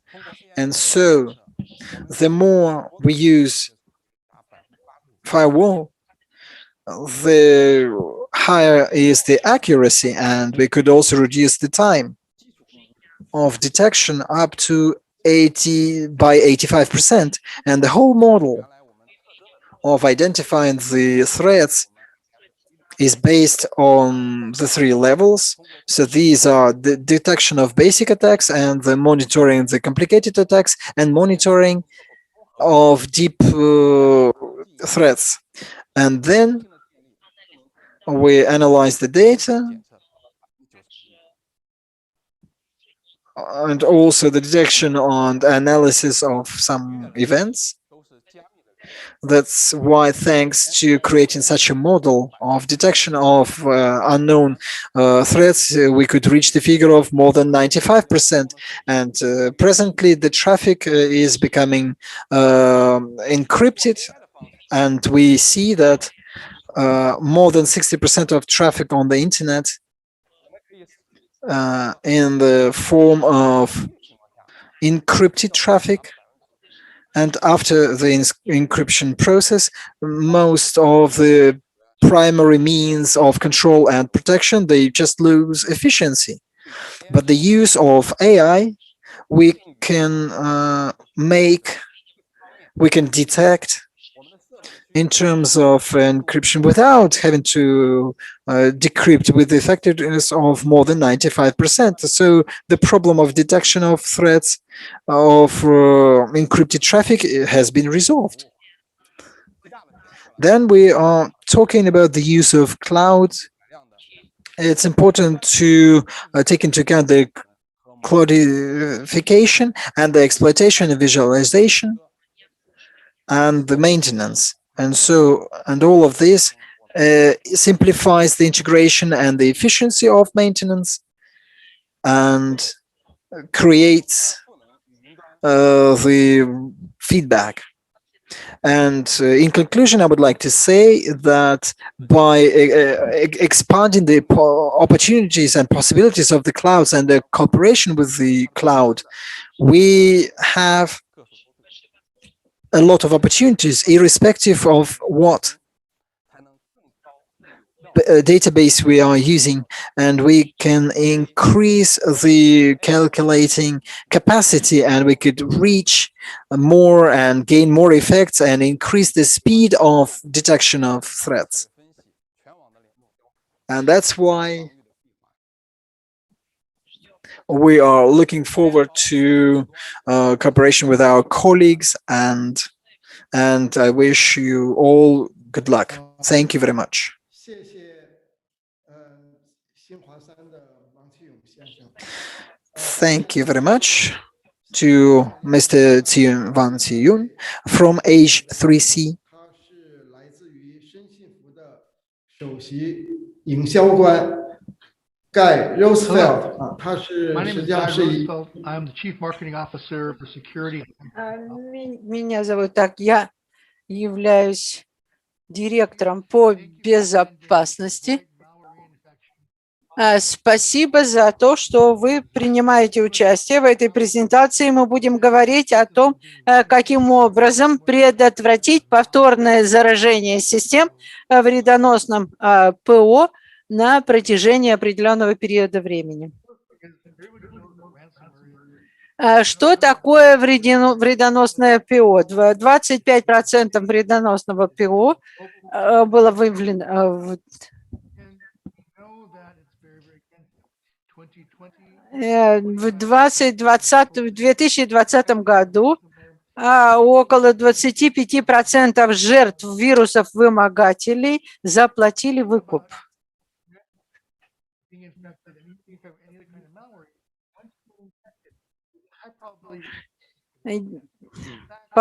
Половина жертв подвергались повторным атакам. И под 50% из них заплатили выкуп.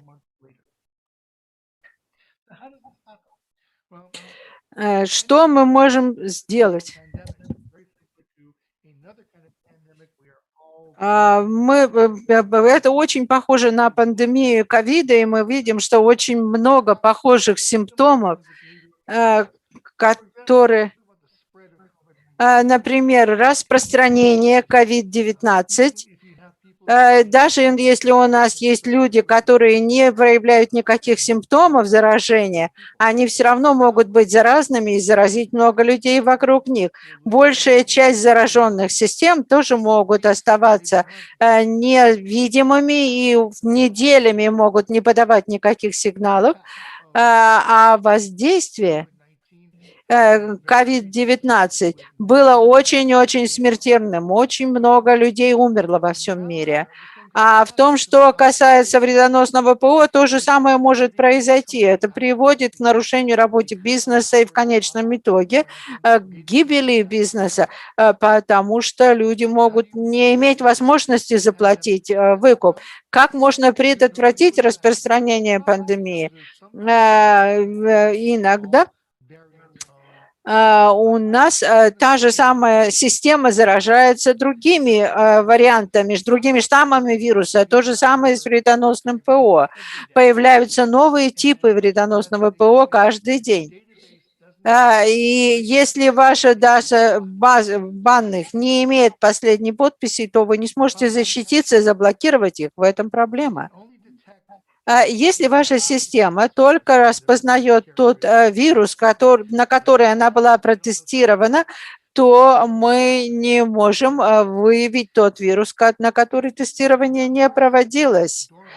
И вредоносное ПО может очень долго не проявлять себя, и мы можем не знать, что система заражена, и она распространяется по всем данным. Почему по-прежнему происходит повторное заражение? Если мы посмотрим на вторую и третью волну ковида во всех странах, проблема состоит в том, что очень трудно найти нулевого пациента, очень трудно отследить источник инфекции.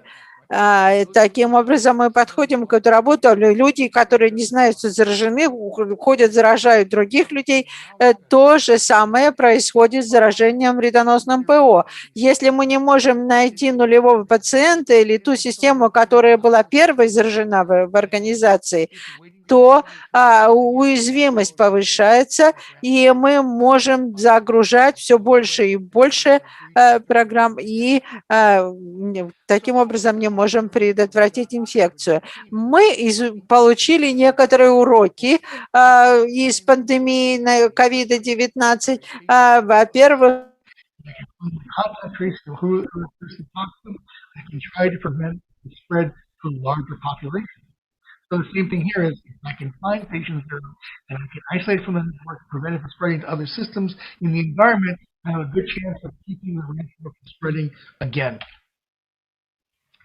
As part of the second and third waves we've seen, we talked about the fact that a lot of people who got infected were asymptomatic. They didn't show any kind of symptoms. That's a problem because if you don't know someone's got it and you're spreading it like crazy, that's a very large effect. Sure. So the same thing happens from a malware perspective is there are a lot of invisible hidden threats that you need to look for that you would not pay attention to. Do I see a system making a lot of requests through a strange domain name that I don't recognize, talking to a command and control server? Is it potentially doing botnet by launching apps within Chrome, other things? Is it trying to connect an RDP web shell to other systems to do bad things maybe once every 10 days or so? So again, what we look for these things, it's very hard to identify what's considered to be asymptomatic.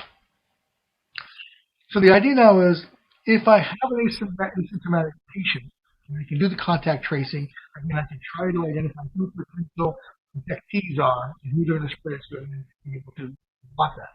The same thing here is if I know the systems that were infected, even though I cleaned them all out, I keep tracking who the communications are going to, I can see if any suspicious behavior is happening. They're trying to talk to systems they shouldn't be talking to, on ports they shouldn't be talking to, potentially trying to reinfect. One of the big things that caused a second and third wave of spread in a lot of countries was they didn't have the vaccines to be able to. If I can't inoculate the population against the virus, it's going to spread, more people get infected. But the same thing from a cybersecurity perspective is if I have effective systems, I need to have an automated response built into the system.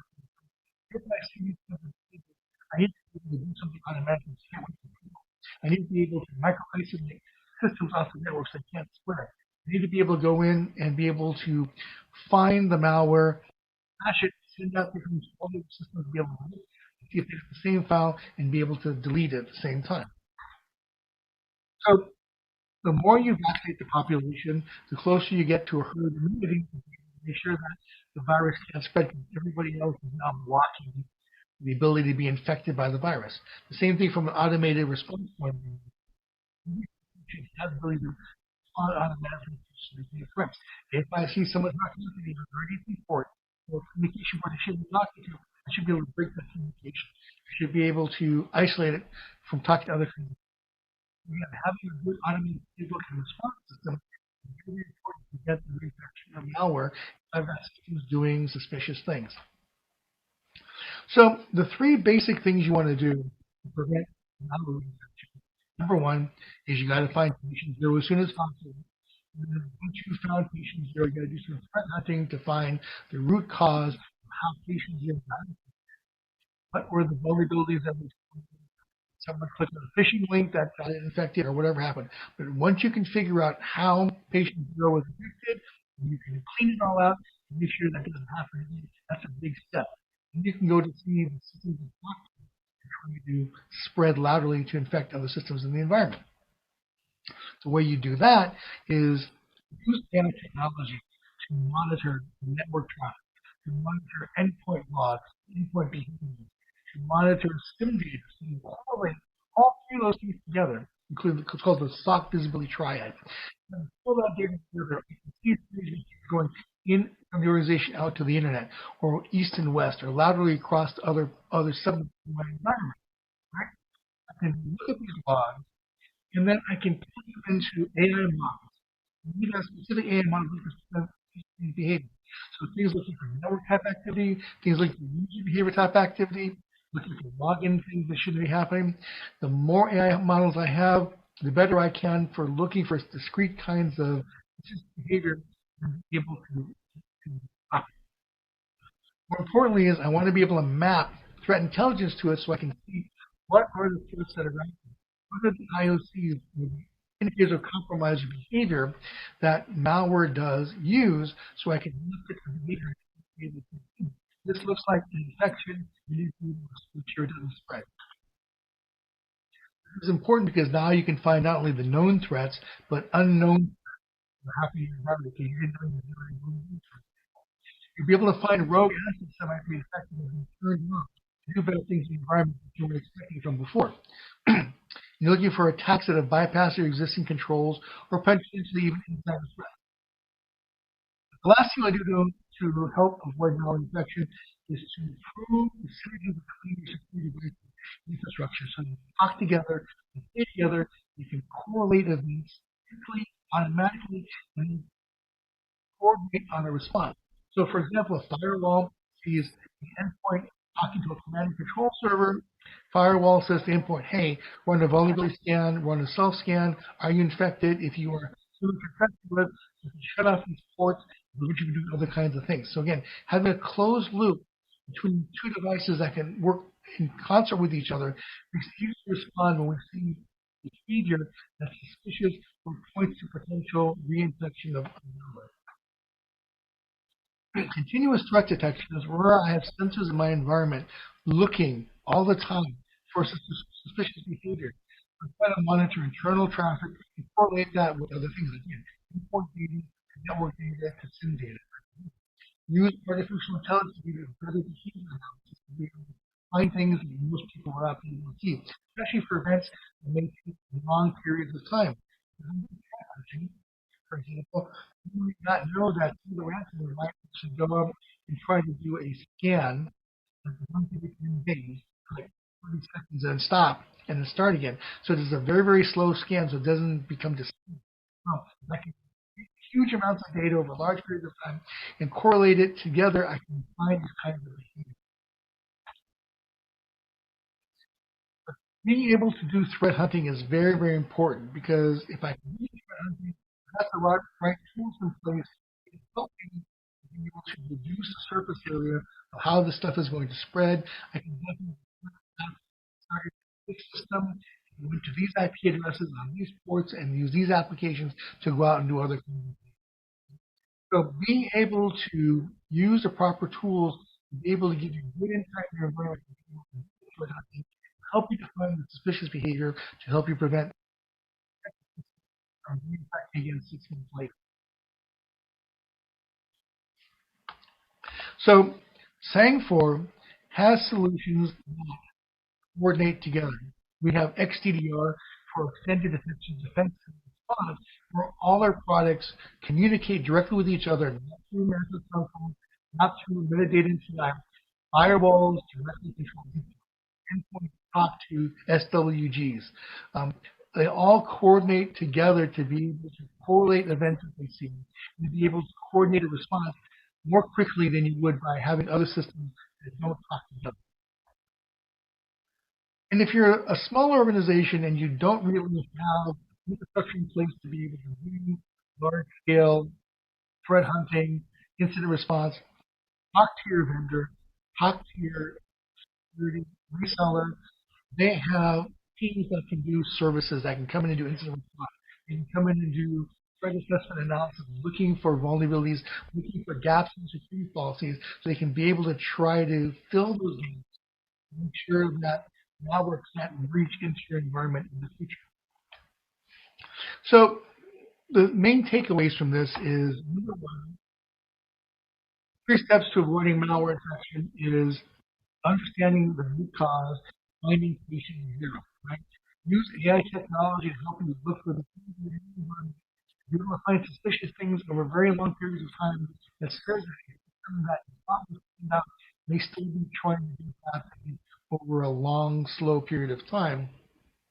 And then make sure your systems have the ability to coordinate together, automate the responses to be able to respond more quickly when you see a potential threat, ensure that it doesn't spread in your organization. Have the proper tools to be able to do this.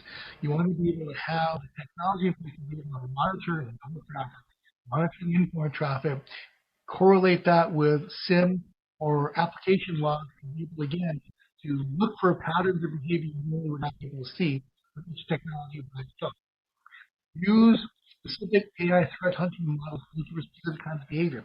Look for AI models that look for crypto mining, and then one that does ransom, one that does user behavior analysis looking for any type of threat. By having specific models doing this, it gives you better insight into what's happening in the environment. And then lastly, if you don't have the resources, you don't have the expertise, leverage your partners, leverage your vendors, use your consulting team, have them do services for you. Anchor provides a lot of different security solutions, and we do provide assistance services to help you, including insurance packages, if you are affected by ransomware. If you'd like, please come and contact us after the session. Later on in the conference, we're happy to talk to you. You can go to our website to see some of the case studies that we have and to see how we differ from other kinds of solutions. And also just the promotions we have in terms of complimentary assessments and package deals that we're giving for during this conference and this quarter. With that, thank you very much. Appreciate your time. Hope you enjoy the rest.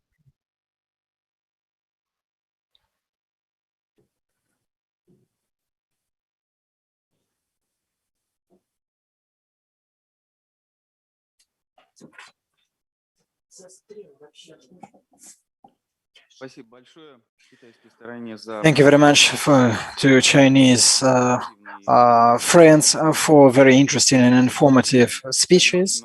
We have learned a lot, at least me personally, from this. So the next topic of our today's session is the problems of digital safety, and the unbreaking of the business process is a key task of businesses, and so this could disrupt the business process, but also could lead to technogenic disasters. And so now the issue of security of the network is very relevant for each company, and the lack of updates and protection programs and not following some primitive rules of cyber hygiene and underfunding, they are far from being the thing of the past. So we will learn from Alexander Bogdanov, who represents UserGate company.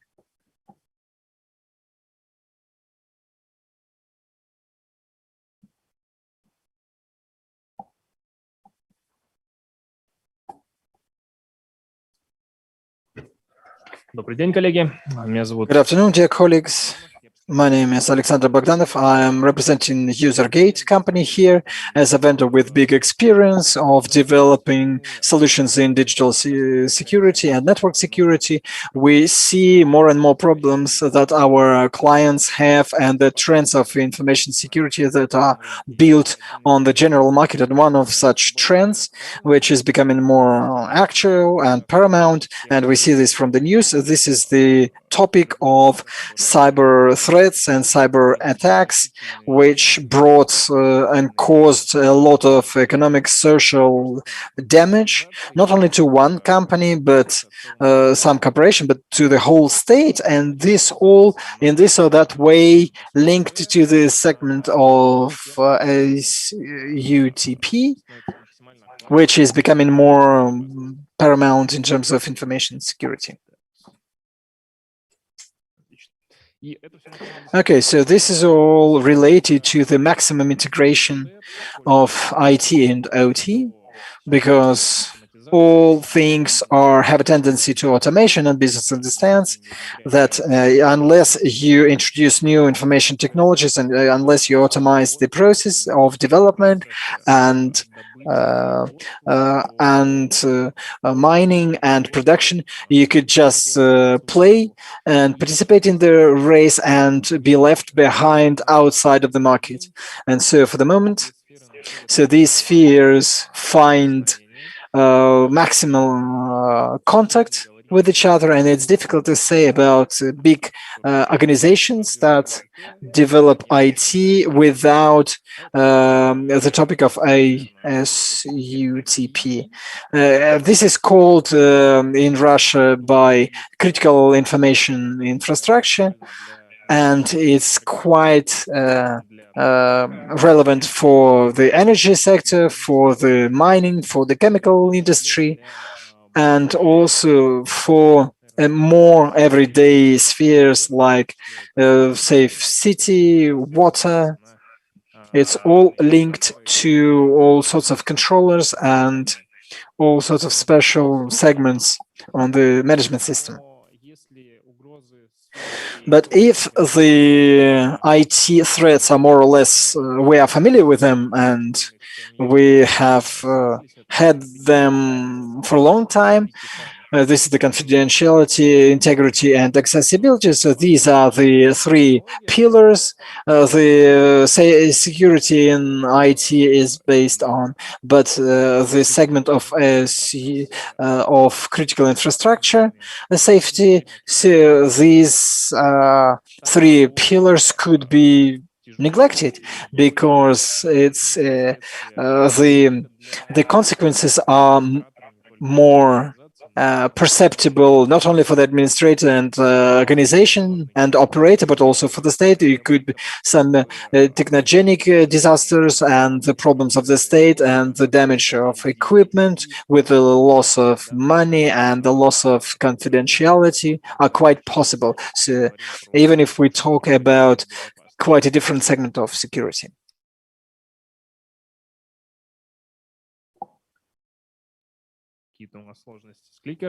So we have some problems with the clicker.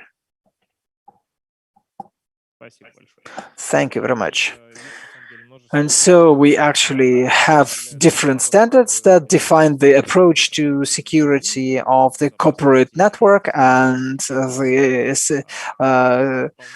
these are quite local things, the documents that regulate the approaches to organization of these segments, and also international standards. But still, they are boiled down to two concepts, two formats. These are you have an inter-network screen, or you have several echelons of protection and have a separate DMZ segment, which could be used as a buffer point between these two segments. But still, without inter-network screen, without delimitation of these two essences, you cannot really speak about security. And so if you have a look at the whole picture, there is the Purdue scheme, which reflects the structure of average organization with a segment of with some production segments, with some workshop, which uses SCADs and all sorts of controllers. And here you have a lot of questions.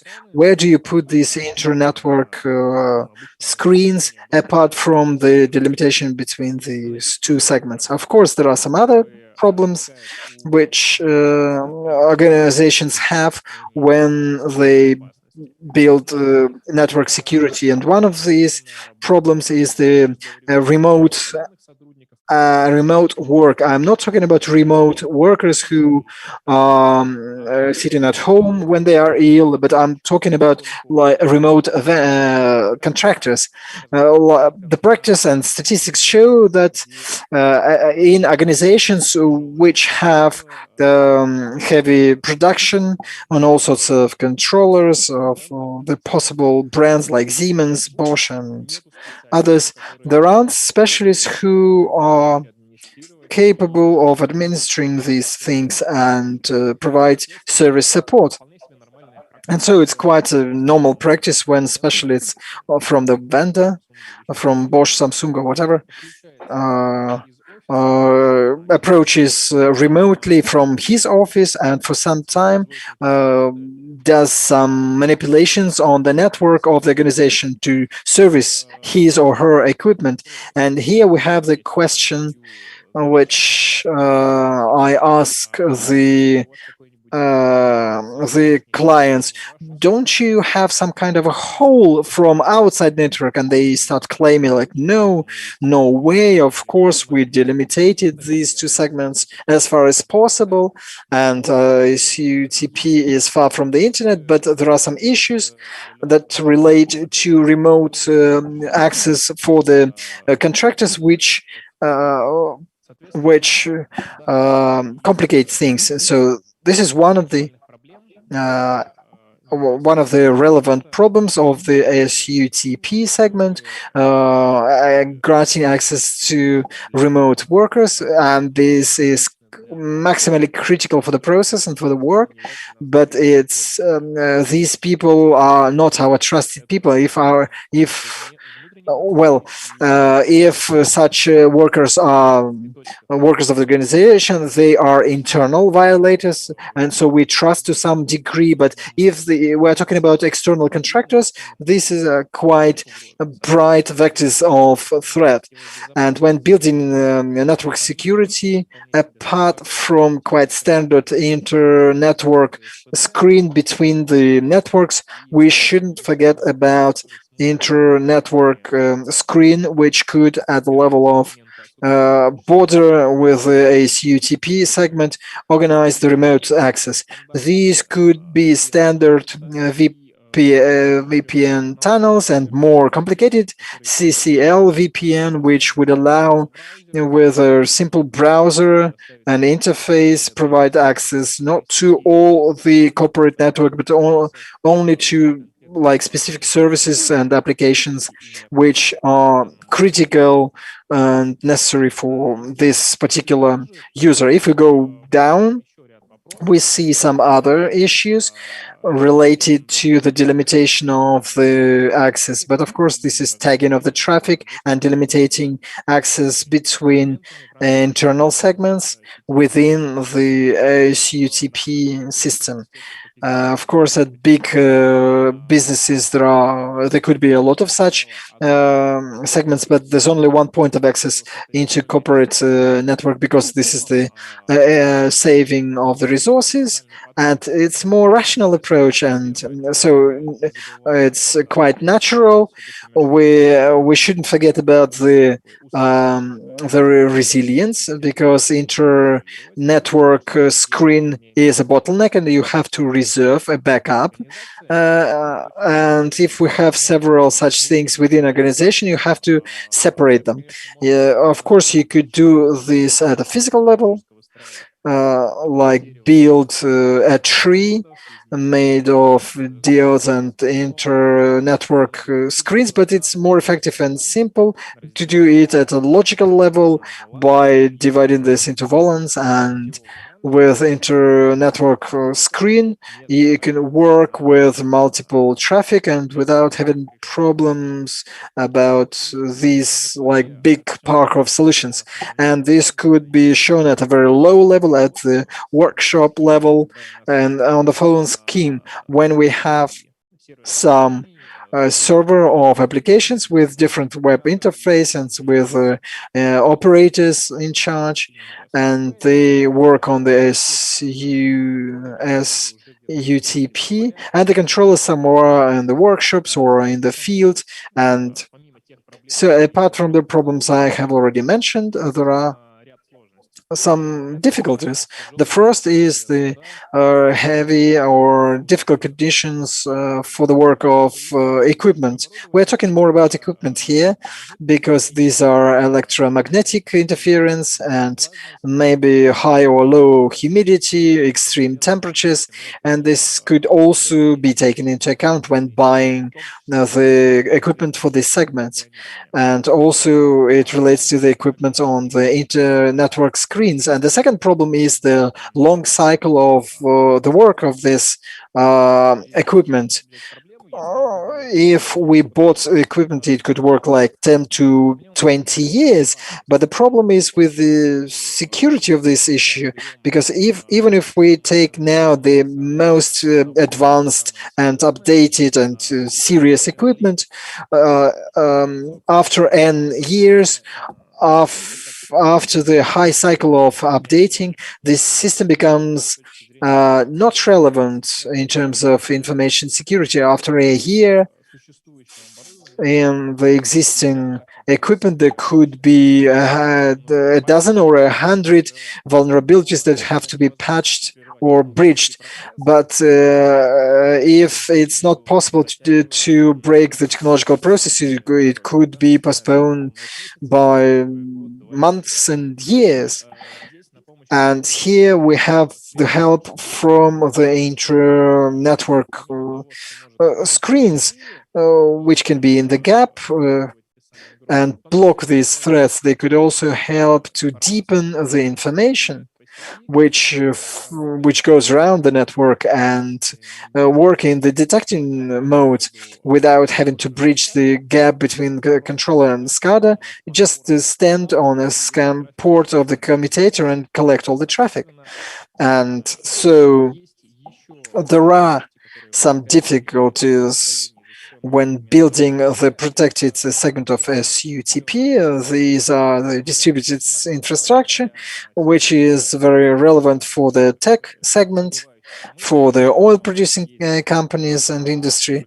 When we have the head organization, which is somewhere in a big city, and we have small outlets across our country, and I think this is quite relevant for Hunter-Mansisk and and where somewhere out in the bogs there is a single tower with a couple of dozens of people with two computers for the organization, but still they have a lot of expensive equipment, which is the segment of SUTP. And with this segment, you have to work, and it's slightly different of this KSPT on sport, and organization of remote access is still with us, and you have make VPN tunnels. And when you have a lot of such outlets, you would have to have some means of centralization and working with the reports from the organization. Now, all of this works best in a big infrastructure built on the monogenic means of protection of information and IT means. And if we talk about our company, so this is quite possible to implement a user-gate sum, where apart from inter-network screening, you have some tasks resolved within this big infrastructure. And using this opportunity, I would like to say a couple of words about our novelty and new product. These are the new platforms developed and produced in Russia with all the needs of this segment and the facilities of critical infrastructure. So this is all I have to say. Dear colleagues, thank you very much for your attention. If you have questions, you could ask me. Thank you very much.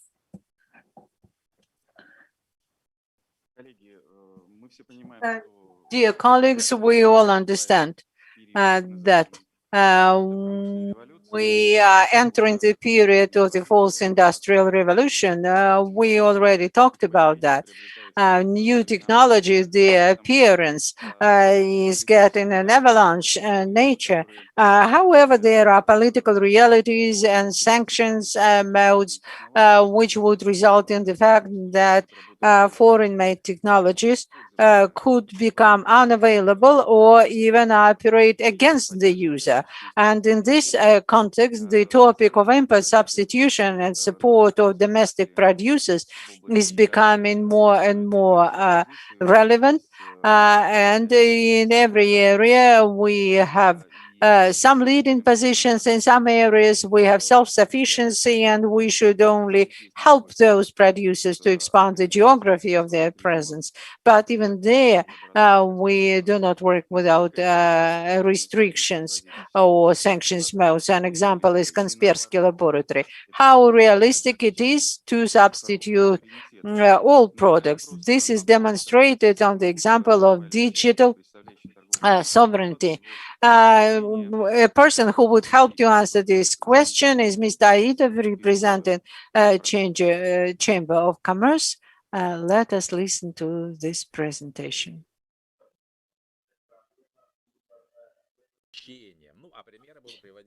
Good afternoon. Let me give examples from a very close to me banking sphere. First of all, about the scale of the task. Numbers which are normally given by the bankers with regard to the share of foreign soft and hardware. For instance, the analysis of input substitution in only one of top five banks told us that the transition would require about 10 billion rubles.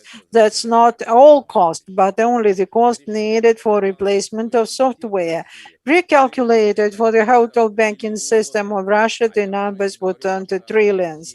I'm not talking even now about the scale of the whole country. The exact amount of costs for replacement of software is not known to anyone. Let me remind you that the real transformation of IT landscape is driven by the general rule. New project requires twice as many investment as was initially planned. This is a joke, but it is quite true. I believe it would be wrong to say that the banks are not interested in transition to the Russian software. They do want to do that. The problem is that there is nothing to transit to. What our IT specialists tell us that replacement of software is a universal integrated task. There are many types and kinds of software, but if you change soft, then you have to change hardware as well. Everything that is associated with it. Nothing is sold in pieces and bits in the global market. Instead of that, the market offers vertically integrated software, some kind of system for they offer us a wall from which you can take away some bricks or add new, and everything would continue to operate. This type of business ecosystem is something that we are lacking. We are lacking for a good substitution of Western market. Who should offer? Marketplace, of course, but there is another problem. The economy tells us that to produce full scale full line of products, the whole ecosystem would be profitable only in case is the population of the region is 500 million or maybe more. In any case, large-scale IT projects could be loss generating. The risks that the company would not be able to break even are very high. For that reason, Russian producers would in any case require financial support that would guarantee their success. In fact, the state must act as the main customer. One more important idea, main accent in IMSS substitution should be made not on forcing the customer, not on scaring, frightening the customer, but first of all on stimulating the producer organization of systematized work. What happens? We have lots of directives which make it mandatory for the company to transit to domestic software, but those directives are very poorly coordinated with the real situation in the market and capability of producers. As a result, the deadlines are always moved forward, and this is true not only with regard to banking software. Someone should very seriously work on coordinating the activity of the marketplace. We need some coordinated body like Gosplan, which would look ahead. And we do not have now the proper coordination of the activity of the players. There is duplication of efforts and hence over expenditure. For instance, in the register of the Russian software, we have about 60 soft operation systems. They are very specialized, but there are 60. Would their producers be capable to return the costs of their development? I am not sure. It's very difficult to produce world scale product from scratch. And if some demanding customer would ask to refine and update the product, tell what they need, even that would be impossible or non-profitable for the developer because they do not have spare money and they count on replication. But if we have 60 OS in the market, then it's very difficult to count on mass demand. The problem could be addressed through loans, but to get a loan, a producer must have guarantees that there would be a buyer for that OS. The circle seems to be closed. However, we do have successful examples. I mentioned Astra Linux, which has certified its OS for operation in all processes, both Russian and domestic Elbrus by Kalvan, and it sells its products successfully. By the way, talking about Elbrus, we do have Russian-made processors in the markets. However, it does not mean that we have an opportunity to move to domestic IT infrastructure successfully. Why? Because there are there is very little applied software for the architecture of domestic processors, and the largest global vendors would not do anything to adapt their applications to Elbrus processor. What can market do in this situation? Be oriented to freeware. It's possible, but it's not easy. It again involves a lot of costs. A few words about expert work. And the correct formulation of task with the purposes of the development of domestic IT market is very important. This is the field of operation of the Russian experts. They are involved in these processes. They work in numerous committees, councils, and so on. What we should pay attention to in that regard. There are as a rule, we ask the good experts to work for free. Though I am quite sure that we need not voluntary but professional expertise to whom we pay well and who are responsible for their solutions. They are always more productive. They would not promote their own interests, and their priority would be the government task. Of course, volunteer work is quite useful, but the results, the outcomes of volunteer work is not very noticeable as yet. The main consequence of addressing the task of coordination, I will repeat again, should be financial support to the players to build business ecosystems and in other promising areas. It is important that the useful from the point of view of the state initiatives would not be loss generating for the developers. The state must help the IT market. It may even use dumping for some time because the Russian companies would never be able to compete with Microsoft on its own. Of course, they may try to market Microsoft's worst analogs. It is present in the market, but the general task will not be addressed in this way. Another important risk. When we have a mass scale campaign to replace the software, the risks of business disruption may become higher than the risk of sanctions cutoffs. This problem is very seldom discussed, of course. If we are losing technical support, it's bad. But if the bank has the software, it will, if it has a license, it will continue operating. And with the keys, you may buy them for 10 years ahead. And you may even get upgrades using bypasses. Of course, these are forced measures. Some people may not like them, but fact is still a fact that real sanction risks are not very dangerous to many people. Even our main Bank of Russia, is using Oracle in their system, and they are not going to change it. I'd like to say a few words about the threats as such to cut off it, for example, cut off Russia from international services. They are repeated many times.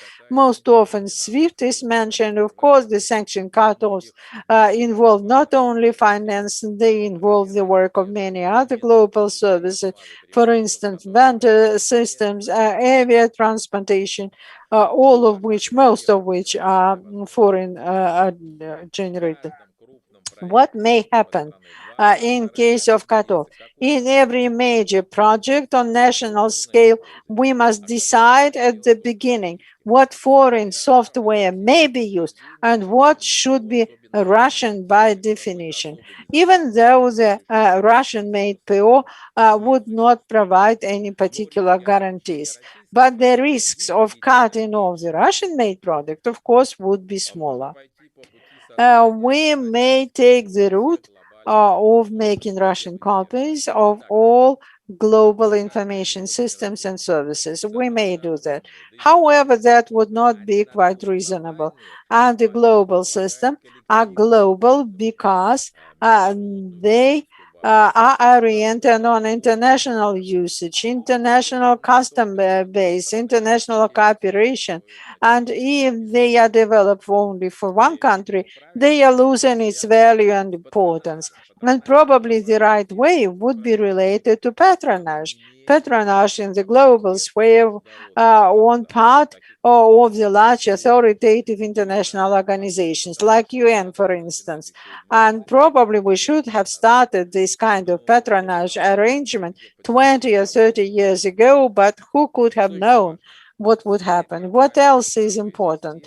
All global digital systems must be initially organized in such a way that it would be impossible to completely cut off one or several users without the preliminary agreement of this sponsoring organization. When the world is divided into halves or quarters, then all those halves or quarters must have an opportunity to operate independently and not like now when one half gets angry and have an opportunity to cut off another half. This should not be organized like that. Let us hope that the situation would change for the better. Thank you for your attention. Thank you, Mr. Aitov. It is true that It's clear that it's not possible to introduce an exhaustive list of measures for the input substitution, but just to see where to go, it's important. And the last topic of today is the specific methods of phishing and other human-based digital attacks. Phishing is not a new method of cyber criminals, but with COVID pandemics, it has become quite noticeable, and cyber criminals are showing high dynamics and resourcefulness. And a simple example is the Convention on combating cyber crime of the Council of Europe in 2021 mentions 9 types of crimes, but currently there are more than 30 of such crimes, and I'm sure that after we come out of the pandemic, there will be several more, and I hope they would be mentioned in the Universal Convention on Combating Cybercrime.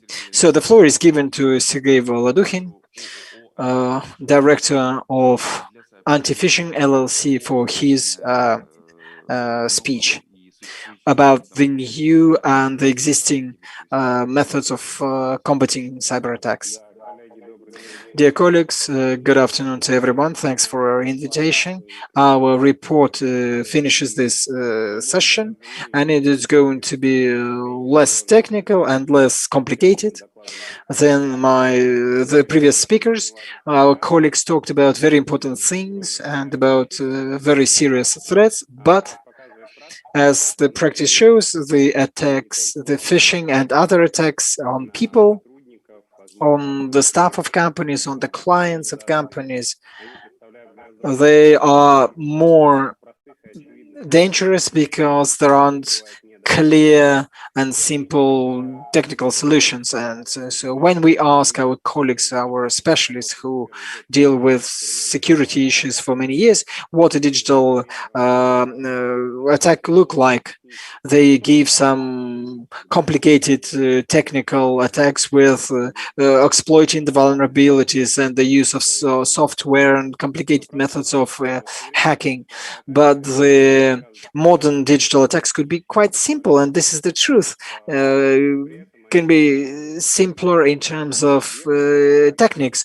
But they still could be more effective because they are taking not well protected infrastructures, but just people who work in these infrastructures. And what was the example? Quite recent. You see on this website some joke picture. Garmin, a multi-billion corporation, and one tiny button. This button switches off the protected mode, and one file sent to one worker was enough to stop the activities of this big corporation because it was a malware and they infected the whole system. One multi-billion-dollar company versus one tiny little button. Another example closer to SUTP is the Norsk Hydro. If you remember, quite recently they declared the damage 40 million US dollars and not 50 million dollars like they claimed. And what was the essence of this? This was done through the simple ransomware attack. It was very simple. It was one of the works was aimed. They were sent some of the emails with attachments that they launched, and people knew of such attacks. They were aware of this. They were aware of this, but this knowledge didn't help them in a real situation to protect the company. This is a very important and principal moment. Knowledge doesn't equal the skill, and so the skills were lacking. Another example, a recent example, Freedom Finance, public company, had to at the end of last year to say publicly that the client's data were compromised because of unsafe actions of one of the workers who had a phishing letter, and the service and the unsafe actions led to the infection of the whole company, and the data of the clients ended up in the hands of the criminals. Of course, this company is well protected with good experts on security, but one action of one worker led to these consequences, and this is not a single case. What do we do in terms of studying this problem? For 5 years, we've been collecting digital attacks on people in the broad sense, not only phishing, not only attacks on corporate users, not only email, but also telephone calls, messengers, social media, and any other contact that fraudsters could use against your workers. We describe it very well and we study it very well.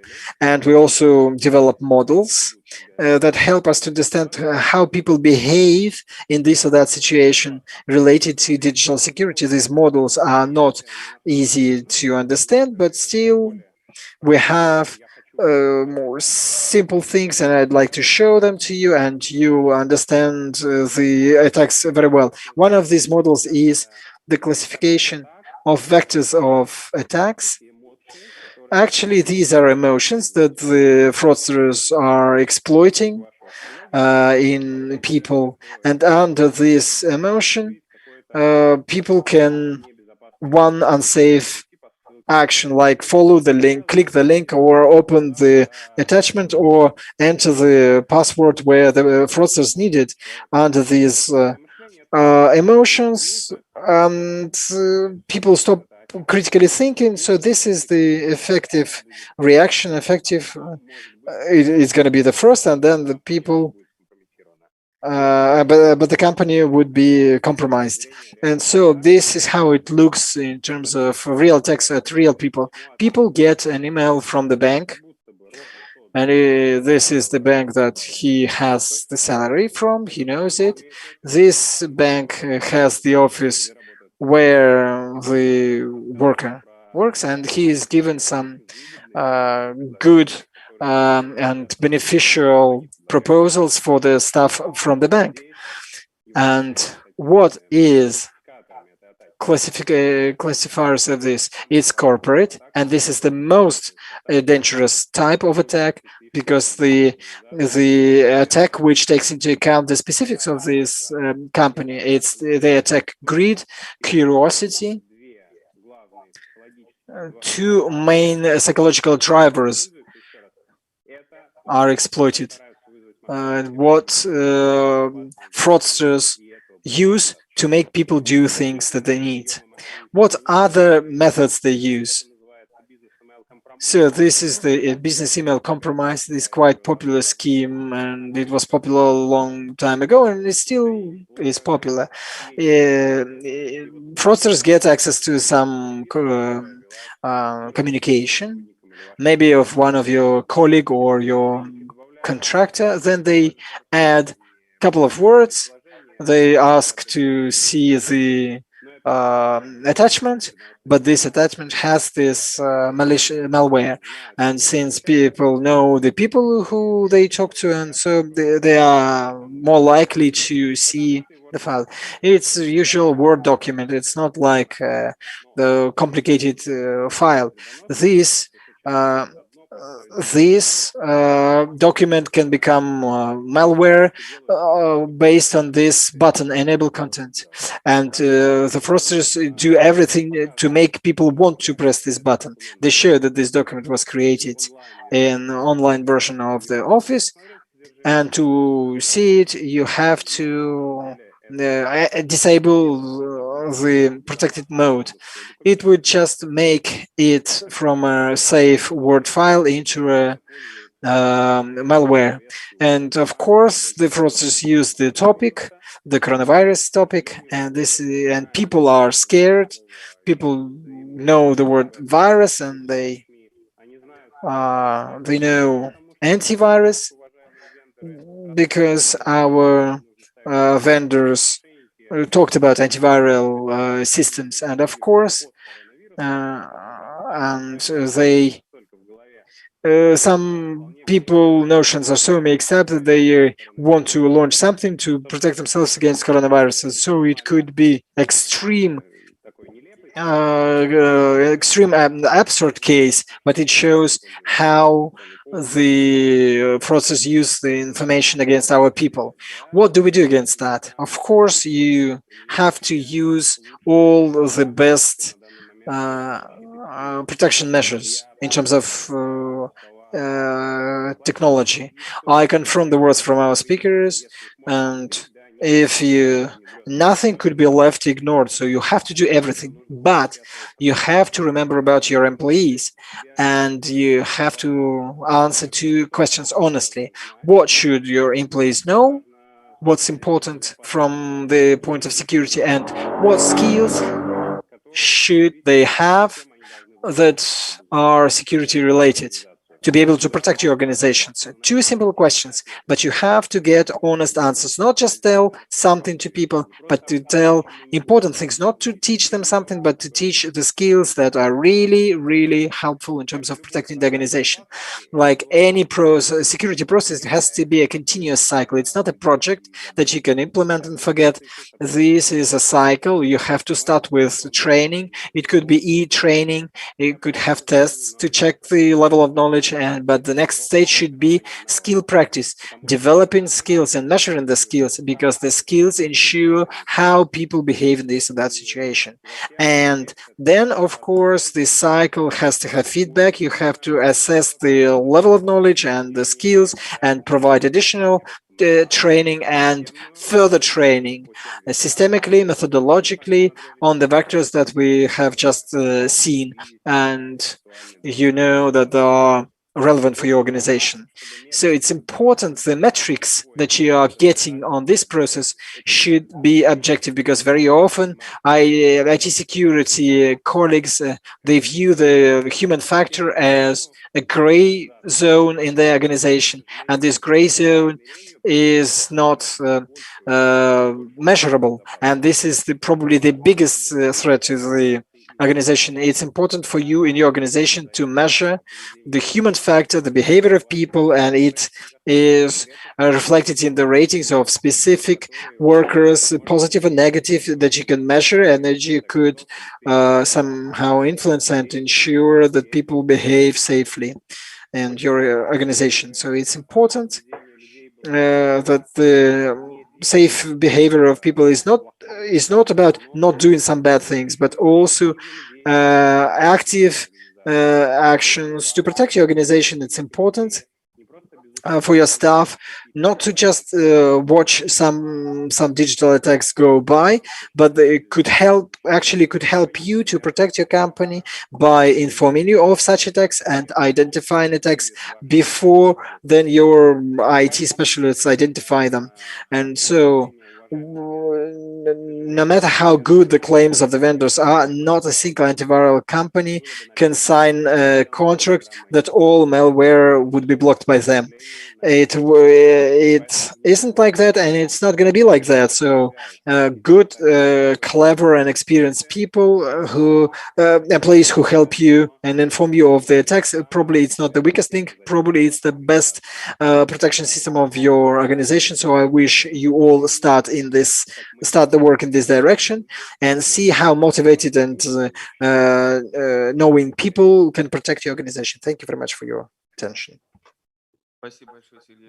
Thank you, Sergey Alexandrovich, for this very useful presentation that was a closing presentation. The time has fled very quickly. The fact that we are behind time is not illustration of our lack of organization, but the proof of substantivity of our discussion. I thank everyone for this exchange of opinion over that time. We managed to discuss in great detail a number of aspects. Whether the number of questions has reduced, I do not know. For me, I have more questions than I had before the panel. But what is important, and the whole forum is about this. It is important that this exchange of opinion allows us, on the basis of analysis of what is happening, and on the basis of looking the problems in the face, have an opportunity to look into the future. And this forum is a wonderful platform to look into tomorrow. Thanks a lot, and I'm very grateful to my co-moderator, Professor Lee, and all our Chinese friends who made their presentations today. Thanks a lot, and we'll see you again at the Information Forum.